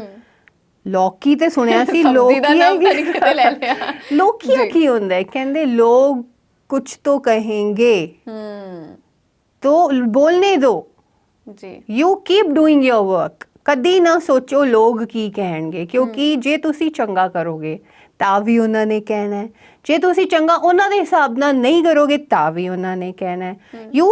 You make your own standard, ਆਪਣਾ ਸਟੈਂਡਰਡ ਖੁਦ ਬਣਾਓ। ਸੋਸਾਇਟੀ ਜਾਂ ਲੋਕਾਂ ਵਾਸਤੇ ਨਾ ਆਪਣੇ ਸਟੈਂਡਰਡ ਬਣਾਓ, ਆਪਣੇ ਸਟੈਂਡਰਡ ਖੁਦ ਬਣਾਓ। ਔਰ ਉਹ ਮੈਂ ਗੱਲ ਪੱਲੇ ਬੰਨ ਲਈ ਸੀ ਔਰ ਉਹਦੇ ਤੇ ਹੀ ਤੁਰਦੇ ਜਿਹੜਾ ਹੈ ਨਾ ਇਹ ਸਾਰਾ ਕੰਮ ਮੈਂ ਅੱਜ ਕਰ ਪਾ ਰਹੀ ਹਾਂ। ਲੋਕ ਤਾਂ ਕੁਝ तो कहेंगे ही कहेंगे, चली जाओ, never mind, never give up. ਇਹ ਗੱਲ ਬਹੁਤ ਸੋਹਣੀ ਗਈ ਹੈ ਕਿ ਅਸੀਂ ਲੋਕਾਂ ਦੀ ਪਰਵਾਹ ਕਰਨਾ ਛੱਡ ਦਈਏ, ਕਿਉਂਕਿ ਲੋਕਾਂ ਨੂੰ ਅਸੀਂ ਖੁਸ਼ ਨਹੀਂ ਕਰ ਸਕਦੇ, ਜਿਵੇਂ ਕਿ ਹਰ ਕਿਸੇ ਨੂੰ ਅਸੀਂ ਖੁਸ਼ ਨਹੀਂ ਕਰ ਸਕਦੇ। ਸੋ ਜੋ ਸਾਡਾ ਮੇਨ ਮੋਟਿਵ ਹੈ, ਜੋ ਸਾਡਾ ਮਕਸਦ ਹੈ, ਅਸੀਂ ਉਸ ਦੇ ਵੱਲ ਵਧੀਏ ਤੇ ਜ਼ਿਆਦਾ ਚੰਗਾ ਹੋਏਗਾ। ਕਿਉਂਕਿ ਜਦੋਂ ਅਸੀਂ ਕੁਝ ਬਣ ਜਾਂਦੇ ਹਾਂ, ਜਦੋਂ ਅਸੀਂ ਕਿਸੇ ਪਲੇਟਫਾਰਮ ਤੇ ਪਹੁੰਚ ਜਾਂਦੇ ਆ ਤੇ ਉਹੀ ਲੋਕ ਹੁੰਦੇ ਨੇ ਜਿਹੜੇ ਪਹਿਲਾਂ ਸਾਨੂੰ ਕੁਝ ਕਹਿੰਦੇ ਹੁੰਦੇ ਸੀ, ਸਾਡੇ ਪਿੱਠ ਪਿੱਛੇ ਬੋਲਦੇ ਹੁੰਦੇ ਸੀਗੇ, ਤੇ ਬਾਅਦ ਵਿੱਚ ਉਹੀ ਲੋਕ ਹੁੰਦੇ ਨੇ ਜਿਹੜੇ ਕਿ ਤੁਹਾਡੀ ਪ੍ਰੇਜ਼ ਕਰਦੇ ਨੇ, ਤੁਹਾਨੂੰ ਸ਼ਾਬਾਸ਼ ਦਿੰਦੇ ਨੇ, ਹੈ ਨਾ। ਸੋ ਇਦਾਂ ਦੀਆਂ ਤਾਂ ਹੋਰ ਵੀ ਬਹੁਤ ਸਾਰੀਆਂ ਗੱਲਾਂ ਨੇ ਲੋਕਾਂ ਬਾਰੇ। ਸੋ ਅੱਜ ਦਾ ਮੁੱਦਾ ਜਿਹੜਾ ਇਹੀ ਹੈ ਕਿ ਲੋਕਾਂ ਨੂੰ ਅਵੇਅਰ ਕਰਨਾ ਤੇ ਸਪੈਸ਼ਲੀ ਕੁੜੀਆਂ ਨੂੰ ਇਸ ਗੱਲ ਨੂੰ ਲੈ ਕੇ ਪ੍ਰਪੇਅਰ ਕਰਨਾ। ਸੋ ਮੈਮ ਹੁਣ ਅੱਗੇ ਗੱਲ ਕਰਦੇ ਹਾਂ ਕਿ ਜਿਹੜਾ ਤੁਸੀਂ ਪ੍ਰਯਾਸ ਪ੍ਰੋਜੈਕਟ ਸੀਗਾ, ਕਨਸੈਪਟ ਤੁਹਾਡਾ ਇਹ ਹੈ, ਇਸ ਦੀ ਸ਼ੁਰੂਆਤ ਕਿੱਥੋਂ ਹੋਈ? ਇਸ ਦੀ ਸ਼ੁਰੂਆਤ 2 ਸਾਲ ਪਹਿਲੇ ਹੋਈ ਜਦੋਂ JCI ਜਲੰਧਰ ਸਿਟੀ ਚੈਪਟਰ ਨੇ ਜਿਹੜਾ ਹੈ ਮੈਨੂੰ ਕੋਆਰਡੀਨੇਟਰ ਬਣਾਇਆ ਪ੍ਰਯਾਸ ਵਾਸਤੇ। ਅਸੀਂ ਵਾਕਥੌਨ ਜਿਹੜੀ ਹੈ ਆਰਗੇਨਾਈਜ਼ ਕੀਤੀ, ਰੈਲੀ ਕੱਢੀ, ਇਸ ਚੀਜ਼ ਬਾਰੇ ਅਸੀਂ ਅਵੇਅਰਨੈਸ ਦਿੱਤੀ, ਰੋਡ ਸ਼ੋਅ ਕੀਤਾ। ਉਸ ਤੋਂ ਬਾਅਦ ਅਸੀਂ ਸੈਨੀਟਰੀ ਪੈਡ ਉਸ ਵੇਲੇ ਸਕੂਲਸ ਵਿੱਚ ਵੰਡਦੇ ਹੁੰਦੇ ਸੀਗੇ, ਗਵਰਨਮੈਂਟ ਸਕੂਲਸ ਵਿੱਚ। ਉਦੋਂ ਅਸੀਂ ਟਾਰਗੇਟ ਨਹੀਂ ਕੀਤੇ ਸੀ ਰੂਰਲ ਏਰੀਆਜ਼, ਬਟ ਮੇਰੇ ਮਨ 'ਚ ਉਦੋਂ ਤੋਂ ਹੀ ਆ ਚੁੱਕਾ ਸੀਗਾ ਕਿ ਇਹ ਰੂਟ ਤੱਕ ਪਹੁੰਚਣਾ ਚਾਹੀਦਾ, ਇਹ ਅਵੇਅਰਨੈਸ ਜਿਹੜੀ ਹੈ ਜੜ ਤੱਕ ਜਾਣੀ ਚਾਹੀਦੀ ਹੈ। ਔਰ ਹੌਲੀ ਪੈਂਡੇਮਿਕ ਟਾਈਮ ਵਿੱਚ ਜ਼ਿਆਦਾ ਕੰਮ ਨਹੀਂ ਹੋ ਪਾਇਆ, ਬਟ ਜਿੱਦਾਂ ਹੀ ਪੈਂਡੇਮਿਕ ਥੋੜਾ ਘਟਿਆ ਅਸੀਂ ਦੁਬਾਰਾ ਜਿਹੜਾ ਹੈ ਇਸ ਪ੍ਰੋਜੈਕਟ ਨੂੰ ਸ਼ੁਰੂ ਕੀਤਾ। ਔਰ ਇਸ ਵਾਰੀ we are targeting the real needy people, ਜੋ ਕਿ ਸੜਕਾਂ ਤੇ ਤੁਸੀਂ ਦੇਖਿਆ ਹੋਣਾ ਇੱਕ ਤਰਪਾਲ ਪਾ ਕੇ ਫੈਮਿਲੀ ਰਹਿ ਰਹੀ ਹੈ, ਜਾਂ ਝੁੱਗੀ ਝੌਂਪੜੀਆਂ ਜੋ ਰਹਿੰਦੇ ਆ। We go to the slum areas, ਅਸੀਂ ਉੱਥੇ ਜਾਂਦੇ ਹਾਂ, ਪੈਡ ਲੈ ਕੇ ਜਾਈਦੇ ਆ, ਅੰਡਰਗਾਰਮੈਂਟਸ ਵੀ ਲੈ ਕੇ ਜਾਂਦੇ ਹਾਂ, ਕਿਉਂਕਿ ਇਹਨਾਂ ਲੋਕਾਂ ਕੋਲ ਅੰਡਰਗਾਰਮੈਂਟਸ ਵੀ ਨਹੀਂ ਹੁੰਦੇ। ਸੋ ਉਹਨਾਂ ਕੋਲ ਜਾ ਕੇ ਹੀ ਅੱਖਾਂ ਖੁੱਲੀਆਂ ਕਿ ਵਾਟ ਦੇ ਆਰ ਫੇਸਿੰਗ। ਜਦੋਂ ਉਹਨਾਂ ਨੂੰ ਪੁੱਛੀਦਾ ਹੈ ਕਿ ਬਈ ਤੁਸੀਂ ਆਪਣਾ ਮਹੀਨਾ ਜਿਹੜਾ ਹੈ ਪੀਰੀਅਡ ਦਾ ਟਾਈਮ ਕਿੱਦਾਂ ਕੱਢਦੇ ਹੋ, ਤੇ ਹੈਰਾਨ ਹੋਣ ਵਾਲੀ ਗੱਲਾਂ ਜਿਹੜੀਆਂ ਸੁਣਨ ਨੂੰ ਮਿਲੀਆਂ ਜੀ। ਔਰ ਉਸ ਤੋਂ ਬਾਅਦ ਲੱਗਾ ਕਿ ਬਹੁਤ ਕੰਮ ਕਰਨ ਦੀ ਜ਼ਰੂਰਤ ਹੈ, ਬਹੁਤ ਜ਼ਿਆਦਾ ਅਵੇਅਰਨੈਸ ਦੇਣ ਦੀ ਜ਼ਰੂਰਤ ਹੈ, ਕਿਉਂਕਿ ਜੇ ਮੈਂਸਟਰਲ ਹਾਈਜੀਨ ਦਾ ਧਿਆਨ ਨਾ ਰੱਖਿਆ ਜਾਏ ਬਿਮਾਰੀਆਂ ਹੋ ਜਾਂਦੀਆਂ ਨੇ। ਜੀ ਜੀ। ਤੇ ਆਪਾਂ ਦੋਨੋਂ ਪੱਖ ਤੇ ਗੱਲ ਕਰਾਂਗੇ। ਜਦੋਂ ਤੁਸੀਂ ਸ਼ੁਰੂਆਤ ਕੀਤੀ, ਜਿਵੇਂ ਕਿ ਤੁਸੀਂ ਦੱਸਿਆ ਕਿ ਸਕੂਲ ਦੇ ਵਿੱਚ ਤੁਸੀਂ ਜਾਂਦੇ ਹੁੰਦੇ ਸੀਗੇ, ਸਕੂਲ ਇੱਕ ਇਦਾਂ ਦਾ ਅਦਾਰਾ ਹੈ ਜਿੱਥੇ ਕਿ ਐਜੂਕੇਸ਼ਨ ਦਿੱਤੀ ਜਾਂਦੀ ਹੈ, ਜਿੱਥੇ ਟੀਚਰਸ ਹੁੰਦੇ ਨੇ ਤੇ ਉਹ ਬੱਚਿਆਂ ਨੂੰ ਅਵੇਅਰ ਕਰਦੇ ਨੇ, ਬੱਚਿਆਂ ਨੂੰ ਐਜੂਕੇਟ ਕਰਦੇ ਨੇ। ਤੇ ਜਦੋਂ ਤੁਸੀਂ ਸਕੂਲਸ ਦੇ ਵਿੱਚ ਜਾਂਦੇ ਸੀਗੇ ਪੀਰੀਅਡਸ ਦੀ ਅਵੇਅਰਨੈਸ ਨੂੰ ਲੈ ਕੇ ਬੱਚਿਆਂ ਨੂੰ ਦੱਸਣ ਵਾਸਤੇ, ਤੇ ਉਦੋਂ ਉੱਥੇ ਦਾ ਰਿਸਪੌਂਸ ਕੀ ਆਉਂਦਾ ਹੁੰਦਾ ਸੀ?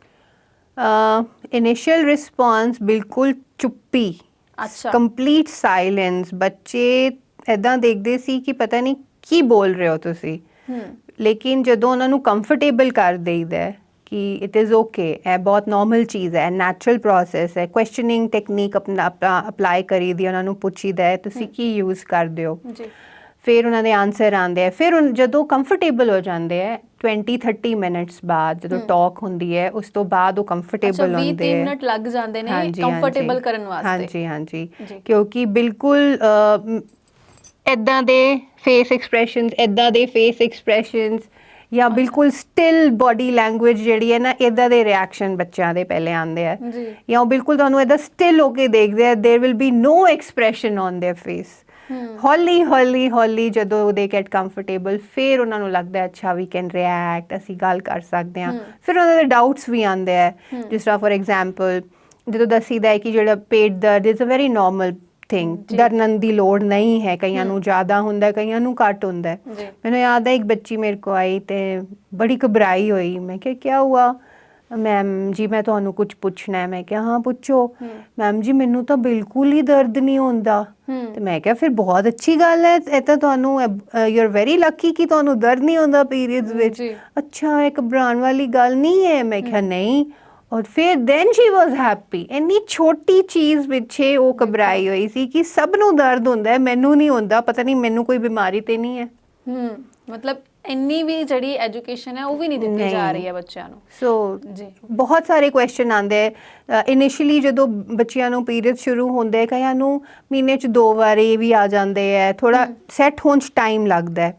ਉਹ ਵਾਲੇ ਕੁਐਸਚਨਸ ਬਹੁਤ ਆਉਂਦੇ ਆ ਸਾਡੇ ਕੋਲ ਕਿ ਮੈਮ ਮੈਨੂੰ 2 ਵਾਰੀ ਆਇਆ, ਮੈਨੂੰ 3 ਵਾਰੀ ਆਇਆ। ਹਾਂ, ਫਿਰ ਸਾਨੂੰ ਜਿੱਥੇ ਲੱਗਦਾ ਹੈ ਕਿ ਗਾਇਨੇਕੋਲੋਜਿਸਟ ਦੀ ਲੋੜ ਹੈ, ਉੱਥੇ ਉਹਨਾਂ ਨੂੰ ਅਸੀਂ ਕਹੀਦਾ ਵੀ ਹੈ ਕਿ ਮੰਮੀ ਨਾਲ ਡਾਕਟਰ ਕੋਲ ਜਾਓ। ਜਾਂ ਜਿੱਦਾਂ ਅਸੀਂ ਕੋਸ਼ਿਸ਼ ਵੀ ਕਰਦੇ ਹਾਂ ਕਿ ਕੋਈ ਗਾਇਨੇਕੋਲੋਜਿਸਟ ਸਾਡੇ ਨਾਲ ਟਾਕ 'ਤੇ ਜਾਣ, ਜੋ ਕੁਐਰੀਜ਼ ਆਉਂਦੀਆਂ ਉਹਨਾਂ ਦੇ ਆਨਸਰ ਸਹੀ ਦਿੱਤੇ ਜਾਣ। ਜੀ। ਸੋ ਵੀ ਟਰਾਈ ਦੈਟ। ਤੇ ਇਸ ਗੱਲ ਦਾ ਨਹੀਂ ਪਤਾ ਹੁੰਦਾ, ਜਿਵੇਂ ਕਿ ਤੁਸੀਂ ਕਿਹਾ ਨਾ ਕਿ ਇੱਕ ਮੰਥ ਦੇ ਵਿੱਚ 2 ਵਾਰ ਵੀ ਆ ਜਾਂਦੇ ਨੇ, ਤੇ ਮੋਸਟਲੀ ਇਹ ਚੀਜ਼ ਦਾ ਨਹੀਂ ਪਤਾ ਹੁੰਦਾ ਹੈ।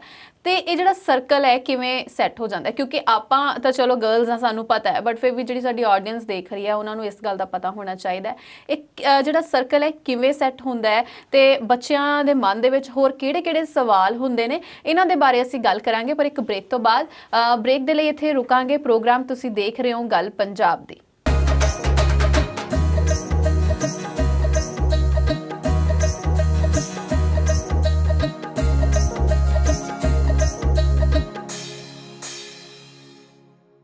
ਬ੍ਰੇਕ ਤੋਂ ਬਾਅਦ ਇੱਕ ਵਾਰ ਫਿਰ ਤੋਂ ਸਵਾਗਤ ਹੈ ਪ੍ਰੋਗਰਾਮ ਗੱਲ ਪੰਜਾਬ ਦੀ। ਤੇ ਅੱਜ ਸਾਡੇ ਸਟੂਡੀਓ ਦੇ ਵਿੱਚ ਤਰਵਿੰਦਰ ਕੌਰ ਜੀ ਮੌਜੂਦ ਨੇ, ਜਿਹੜੇ ਕਿ ਵਿਮਨਸ ਹੈਲਥ ਨੂੰ ਲੈ ਕੇ ਅਵੇਅਰਨੈਸ ਲੋਕਾਂ ਤੱਕ ਪਹੁੰਚਾ ਰਹੇ ਨੇ। ਸੋ ਮੈਮ, ਅੱਗੇ ਗੱਲ ਕਰਦੇ ਹਾਂ ਕਿ ਸਵਾਲ ਜਿਹੜੇ ਨੇ, ਜਿਵੇਂ ਕਿ ਤੁਸੀਂ ਦੱਸਿਆ ਕਿ ਇੱਕ ਮੰਥ ਦੇ ਵਿੱਚ 2 ਵਾਰ ਬੱਚਿਆਂ ਨੂੰ ਇਹ ਪ੍ਰੋਬਲਮ ਆਉਂਦੀ ਹੈ ਪੀਰੀਅਡਸ ਦੀ, ਪਰ ਇਸ ਤੋਂ ਇਲਾਵਾ ਜਿਹੜਾ ਇੱਕ ਸਰਕਲ ਸੈੱਟ ਹੋਣਾ ਹੁੰਦਾ ਹੈ, ਸਟਾਰਟਿੰਗ ਦੇ ਵਿੱਚ ਕਿਹੜੀਆਂ-ਕਿਹੜੀਆਂ ਪ੍ਰੋਬਲਮਸ ਆਉਂਦੀਆਂ ਨੇ, ਔਰ ਜਦੋਂ ਇੱਕ ਵਾਰ ਸਰਕਲ ਸੈੱਟ ਹੋ ਜਾਂਦਾ ਹੈ ਜਾਂ ਸਰਕਲ ਸੈੱਟ ਹੋਣ ਨੂੰ ਕਿੰਨਾ ਟਾਈਮ ਲੱਗਦਾ ਹੈ? ਪੂਜਾ ਜੀ, ਵੈਸੇ ਤਾਂ ਆਮ ਨਾਟ ਅ ਡਾਕਟਰ, ਬਟ ਜੋ ਐਕਸਪੀਰੀਅੰਸ ਮੇਰਾ ਰਿਹਾ ਹੈ ਬੱਚਿਆਂ ਨਾਲ, ਕਾਮਨ ਪ੍ਰੋਬਲਮਸ ਇਹ ਆਉਂਦੀਆਂ ਕਿ ਇਨੀਸ਼ੀਅਲੀ ਕਦੀ-ਕਦੀ ਸਿਰਫ ਸਪੌਟਿੰਗ ਹੁੰਦੀ ਹੈ, ਔਰ ਸਪੌਟਿੰਗ ਹੋ ਕੇ ਫਿਰ ਕੁਝ ਨਹੀਂ ਬਲੀਡਿੰਗ ਹੁੰਦੀ, ਫਿਰ ਥੋੜ੍ਹੇ ਦਿਨ ਬਾਅਦ ਥੋੜ੍ਹਾ ਜਿਹਾ ਘੱਟ ਗੈਪ ਹੁੰਦਾ ਹੈ, ਬਟ ਫਿਰ ਥੋੜ੍ਹੀ ਜਿਹੜੀ ਹੈ ਸਪੌਟਿੰਗ ਹੁੰਦੀ। ਕਈ ਵਾਰੀ ਇੱਦਾਂ ਹੁੰਦਾ ਹੈ, ਕਈਆਂ ਨੂੰ ਇੱਕਦਮ ਹੀ ਫਲੋ ਵਿੱਚ ਸਾਈਕਲ ਆਉਂਦਾ ਹੈ, ਕਈਆਂ ਨੂੰ ਟਵਾਈਸ ਅ ਮੰਥ, ਤੋਂ 3-4 ਮਹੀਨੇ ਜੋ ਹੈ ਲੱਗ ਜਾਂਦੇ ਹੈ ਸੈੱਟ ਹੋਣ ਵਿੱਚ, ਔਰ ਫਿਰ ਇੱਕ ਸਾਈਕਲ ਜਿਹੜਾ ਹੈ ਉਹ ਬਣ ਜਾਂਦਾ ਹੈ। ਤੇ ਸਕੂਲ ਦੇ ਵਿੱਚ ਤਾਂ ਤੁਸੀਂ ਦੱਸਿਆ ਕਿ ਇਸ ਤਰੀਕੇ ਦੀਆਂ ਤੁਹਾਨੂੰ ਪ੍ਰੋਬਲਮਸ ਆਉਂਦੀਆਂ ਨੇ ਕਿ ਬੱਚਿਆਂ ਨੂੰ ਪਤਾ ਨਹੀਂ ਹੁੰਦਾ, ਬੱਚੇ ਬੈਠਦੇ ਨੇ 30-40 ਮਿੰਟ ਲੱਗਦੇ ਨੇ ਉਹਨਾਂ ਨੂੰ ਕੰਫਰਟ ਕਰਨ ਦੇ ਵਿੱਚ, ਤੇ ਦੈਨ ਉਸ ਤੋਂ ਬਾਅਦ ਜਦੋਂ ਫਸਟ ਟਾਈਮ ਤੁਸੀਂ ਉਹਨਾਂ ਨੂੰ ਦੱਸਦੇ ਹੋ, ਤੇ ਫਸਟ ਟਾਈਮ ਉਹਨਾਂ ਦਾ ਕੀ ਮਤਲਬ ਰਿਐਕਸ਼ਨ ਕੀ ਹੁੰਦਾ, ਕੁਐਸਚਨ ਕੀ ਆਉਂਦੇ ਨੇ ਤੁਹਾਡੇ ਸਮਝਾਉਣ ਤੋਂ ਬਾਅਦ, ਕੀ ਕੁਐਸਚਨਸ ਆਉਂਦੇ ਨੇ? ਕੁਐਸਚਨਸ ਇਹੀ ਜਿਹੜੇ ਇਰੈਗੂਲੈਰਿਟੀ ਹੁੰਦੀ ਹੈ ਨਾ ਸਾਈਕਲ ਵਿੱਚ, ਇਸ ਨਾਲ ਰਿਲੇਟਡ ਹੁੰਦੇ। ਦਰਦ ਕਿਉਂ ਹੁੰਦਾ ਹੈ, ਕਿੰਨਾ ਜ਼ਿਆਦਾ ਕਿਸੇ ਨੂੰ ਹੋ ਰਿਹਾ, ਕਿਸੇ ਨੂੰ ਬਿਲਕੁਲ ਨਹੀਂ ਹੋ ਰਿਹਾ, ਉਸ ਦੇ ਰਿਲੇਟਡ ਕੁਐਸਚਨ ਹੁੰਦੇ ਹੈ। ਇਹੀ ਜ਼ਿਆਦਾਤਰ ਕੁਐਸਚਨਸ ਆਉਂਦੇ ਹੈ।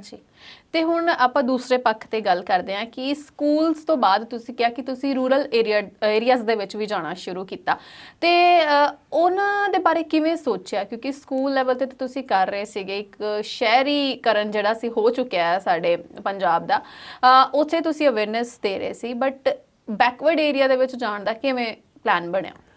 ਉਹ ਪਲਾਨ ਬਣਿਆ ਮੇਰਾ, ਜਿਹੜਾ ਮੈਂ JCI ਜਦੋਂ ਨੈਸ਼ਨਲ ਕਾਨਫਰੰਸ ਹੁੰਦੀ ਹੈ, ਇੱਕ ਇਫੈਕਟਿਵ ਪਬਲਿਕ ਸਪੀਕਿੰਗ ਕੰਟੈਸਟ ਹੁੰਦਾ ਹੈ ਜੀ, ਤੋ 2 ਸਾਲ ਪਹਿਲੇ ਮੈਂ ਪਾਰਟਿਸਿਪੇਟ ਕੀਤਾ ਸੀ। ਉਹਦਾ topic C 18 to 80 bridge the gap. ਉਸ ਵੇਲੇ ਸਮਝ ਨਹੀਂ ਸੀ ਆਇਆ ਕਿ ਵੀ ਇਹ ਟੌਪਿਕ ਕੀ ਹੈ। ਜਦੋਂ ਰਿਸਰਚ ਕੀਤੀ ਤੇ ਪਤਾ ਲੱਗਾ ਕਿ ਸਿਰਫ 18% ਜਿਹੜੇ ਔਰਤਾਂ ਨੇ ਉਹਨਾਂ ਨੂੰ ਹਾਈਜੀਨਿਕ ਮੈਂਸਟਰਲ ਸਾਈਕਲ ਬਾਰੇ ਪਤਾ ਹੈ, ਔਰ ਬਾਕੀਆਂ ਨੂੰ ਪਤਾ ਹੀ ਨਹੀਂ ਹੈ।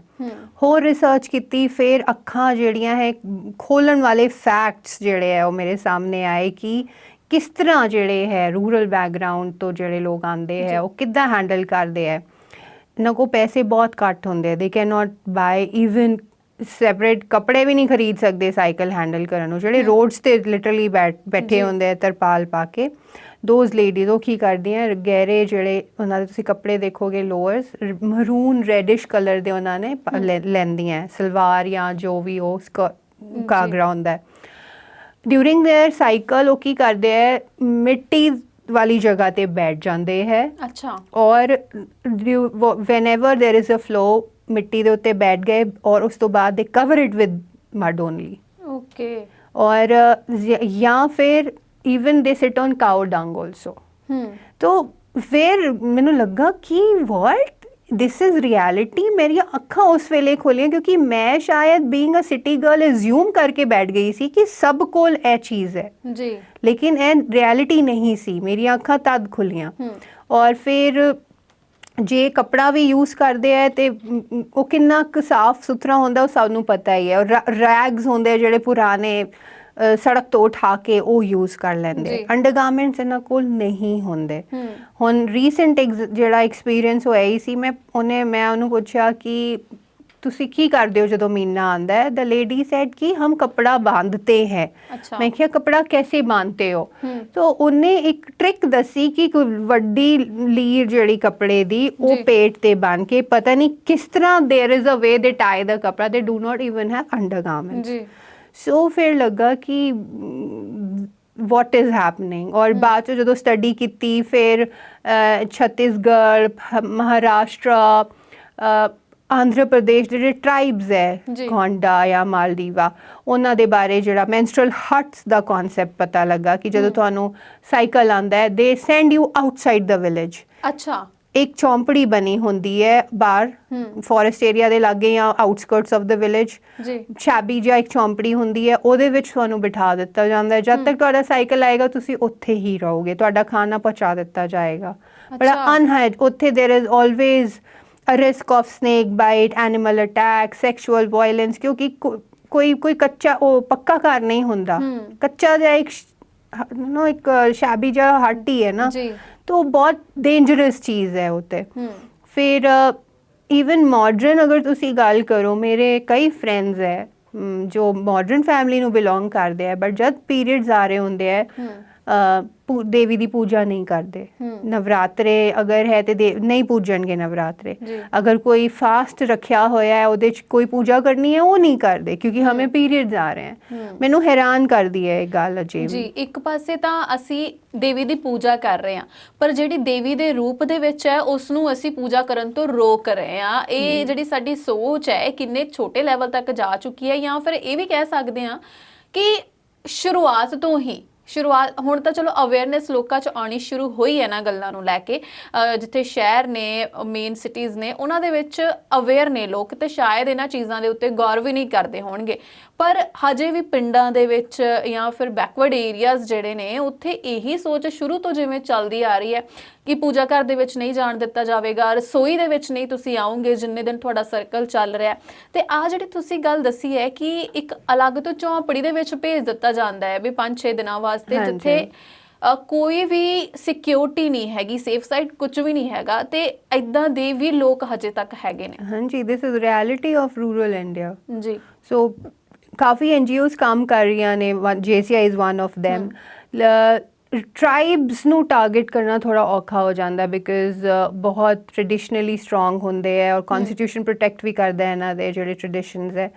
ਸੋ ਹਾਂ, ਹੁਣ ਇਹਨਾਂ ਤੁਸੀਂ ਕਹਿ ਸਕਦੇ ਕਿ ਹੌਲੀ ਹੌਲੀ ਉਹ ਹਟਸ ਨੂੰ ਐਟਲੀਸਟ ਅੱਛਾ ਬਣਾ ਰਹੇ ਨੇ, ਚੇਂਜਸ ਇੱਦਾਂ ਆ ਰਹੇ, ਬਟ ਅਜੇ ਵੀ ਬਹੁਤ ਕੰਮ ਹੋਣ ਵਾਲਾ ਹੈ। ਤੇ ਜਦੋਂ ਤੁਸੀਂ ਜਾਂਦੇ ਹੋ ਇਹਨਾਂ ਏਰੀਆਜ਼ ਦੇ ਵਿੱਚ ਤੇ ਉੱਥੇ ਲੋਕਾਂ ਨੂੰ ਮਤਲਬ ਦੇਖ ਕੇ ਤਾਂ ਪਹਿਲਾਂ ਦਾ ਅਜੀਬ ਰਿਐਕਸ਼ਨ ਆਉਂਦਾ ਹੋਏਗਾ, ਕਿਉਂਕਿ ਲੋਕ ਉੱਥੇ ਡਰੇ ਰਹਿੰਦੇ ਨੇ, ਸ਼ਰਮਾਉਂਦੇ ਨੇ, ਜਾਂ ਫਿਰ ਜਿੱਦਾਂ ਮਰਦ ਪ੍ਰਧਾਨ ਅਸੀਂ ਦੇਸ਼ ਕਹਿ ਦਿੰਦੇ ਹਾਂ ਕਿ ਮਰਦ ਹੀ ਅਵੇਅਰ ਨਹੀਂ ਕਰਦੇ ਔਰਤ ਨੂੰ ਕਿ ਜੇਕਰ ਤੁਹਾਡਾ ਵਿਆਹ ਵੀ ਹੋਇਆ ਹੈ ਜਾਂ ਫਿਰ ਤੁਹਾਡੇ ਬੱਚੇ ਵੀ ਨੇ, ਫਾਦਰ ਨਹੀਂ ਅਵੇਅਰ ਕਰ ਰਿਹਾ, ਔਰ ਜਿਹੜੇ ਏਰੀਆਜ਼ ਦੇ ਤੁਸੀਂ ਗੱਲ ਕਰ ਰਹੇ ਹੋ ਉੱਥੇ ਐਜੂਕੇਸ਼ਨ ਨਹੀਂ ਹੈ, ਤਾਂ ਫਿਰ ਤੁਸੀਂ ਜਦੋਂ ਉੱਥੇ ਜਾਂਦੇ ਹੋ ਤੇ ਲੋਕਾਂ ਦਾ ਕੀ ਰਿਐਕਸ਼ਨ ਹੁੰਦਾ ਹੈ ਜਾਂ ਫਿਰ ਉਹਨਾਂ ਨੂੰ ਤੁਸੀਂ ਕਿਵੇਂ ਸਮਝਾਉਂਦੇ ਹੋ?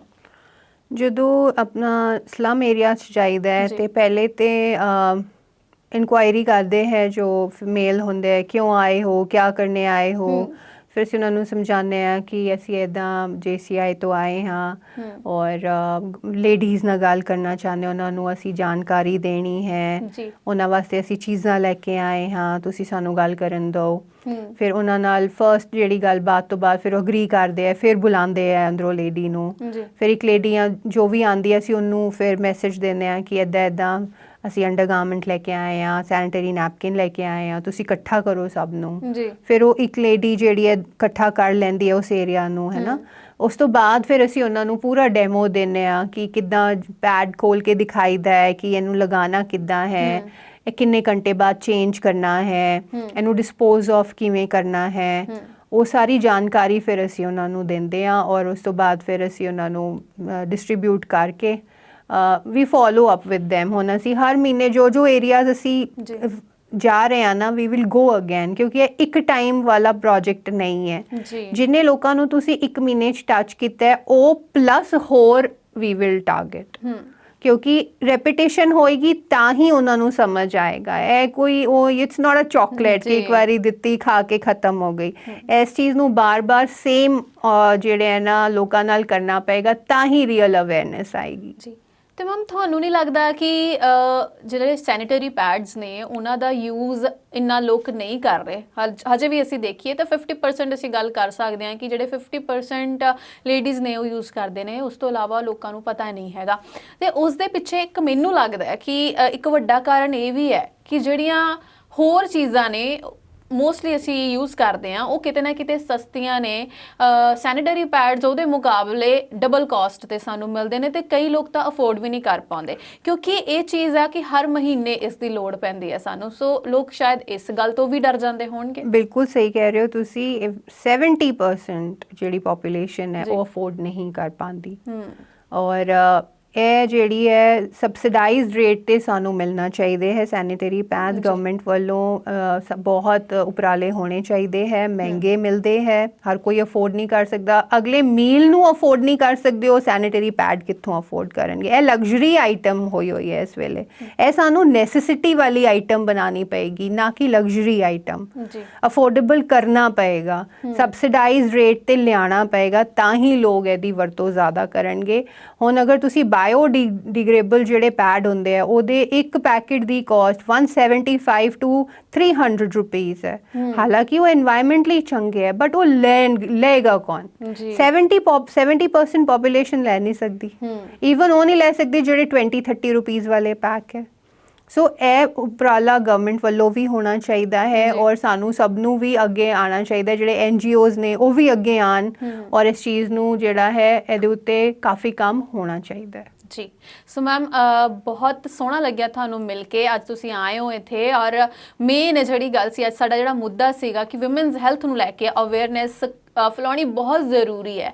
ਤੇ ਮੈਨੂੰ ਲੱਗਦਾ ਹੈ ਕਿ ਜਿੰਨੇ ਵੀ ਦਰਸ਼ਕ ਦੇਖਦੇ ਹੋਣਗੇ ਸਾਨੂੰ ਉਹਨਾਂ ਨੂੰ ਕੁਝ ਹੱਦ ਤੱਕ ਤਾਂ ਆਈਡੀਆ ਹੋ ਗਿਆ ਹੋਏਗਾ, ਤੇ ਉਹ ਵੀ ਆਪਣੇ ਆਪਣੇ ਕਿਤੇ ਵੀ ਤੁਸੀਂ ਹੈਗੇ ਹੋ ਜਾਂ ਸਾਡੇ ਦਰਸ਼ਕ ਜਿਹੜੇ ਤੁਸੀਂ ਦੇਖ ਰਹੇ ਹੋ, ਜੇਕਰ ਤੁਹਾਨੂੰ ਵੀ ਲੱਗਦਾ ਹੈ ਕਿ ਤੁਹਾਡੇ ਆਲੇ ਦੁਆਲੇ ਲੋਕਾਂ ਨੂੰ ਅਵੇਅਰਨੈਸ ਨਹੀਂ ਹੈਗੀ ਪੀਰੀਅਡਸ ਨੂੰ ਲੈ ਕੇ, ਤਾਂ ਤੁਸੀਂ ਉਹਨਾਂ ਨੂੰ ਅਵੇਅਰ ਕਰ ਸਕਦੇ ਹੋ। ਐਜੂਕੇਸ਼ਨ ਜਿਹੜੀ ਵੰਡਣੀ ਉਹ ਬਹੁਤ ਜ਼ਰੂਰੀ ਹੈ ਲੋਕਾਂ ਤੱਕ। ਸੋ ਮੈਮ ਬਹੁਤ ਬਹੁਤ ਸ਼ੁਕਰੀਆ, ਤੁਸੀਂ ਬਹੁਤ ਹੀ ਸੋਹਣਾ ਕੰਮ ਕਰ ਰਹੇ ਹੋ ਔਰ ਇਸ ਨੂੰ ਜ਼ਰੂਰ ਕੰਟੀਨਿਊ ਰੱਖੋ। Thank you so much. So ਇਸ ਦੇ ਨਾਲ ਹੀ ਇਹ ਪ੍ਰੋਗਰਾਮ ਇੱਥੇ ਹੀ ਖਤਮ ਹੁੰਦਾ ਹੈ। ਅਗਲੇ ਐਪੀਸੋਡ ਦੇ ਵਿੱਚ ਇੱਕ ਵਾਰ ਫਿਰ ਤੋਂ ਮੁਲਾਕਾਤ ਹੋਵੇਗੀ ਨਵੀਂ ਸ਼ਖਸੀਅਤ ਦੇ ਨਾਲ। ਉਦੋਂ ਤੱਕ ਦੇ ਲਈ ਤੁਸੀਂ ਸਾਡਾ ਪ੍ਰੋਗਰਾਮ ਜ਼ਰੂਰ ਦੇਖਣਾ ਹੈ, ਤੇ ਨਾਲ ਹੀ ਨਾਲ ਸਾਡੇ ਪੰਜਾਬੀ ਨੈਸ਼ਨਲ ਟੀਵੀ ਦੇ YouTube ਚੈਨਲ ਨੂੰ ਤੇ Facebook ਪੇਜ ਨੂੰ ਲਾਈਕ ਜ਼ਰੂਰ ਕਰ ਦੇਣਾ ਹੈ। ਤੇ ਮੇਰੇ ਵੱਲੋਂ ਯਾਨੀ ਕਿ ਪੂਜਾ ਸੰਧੂ ਵੱਲੋਂ ਤੁਹਾਨੂੰ ਪਿਆਰ ਭਰੀ ਸਤਿ ਸ਼੍ਰੀ ਅਕਾਲ। ਦੇਖਦੇ ਰਹੋ ਪੰਜਾਬੀ ਨੈਸ਼ਨਲ ਟੀਵੀ।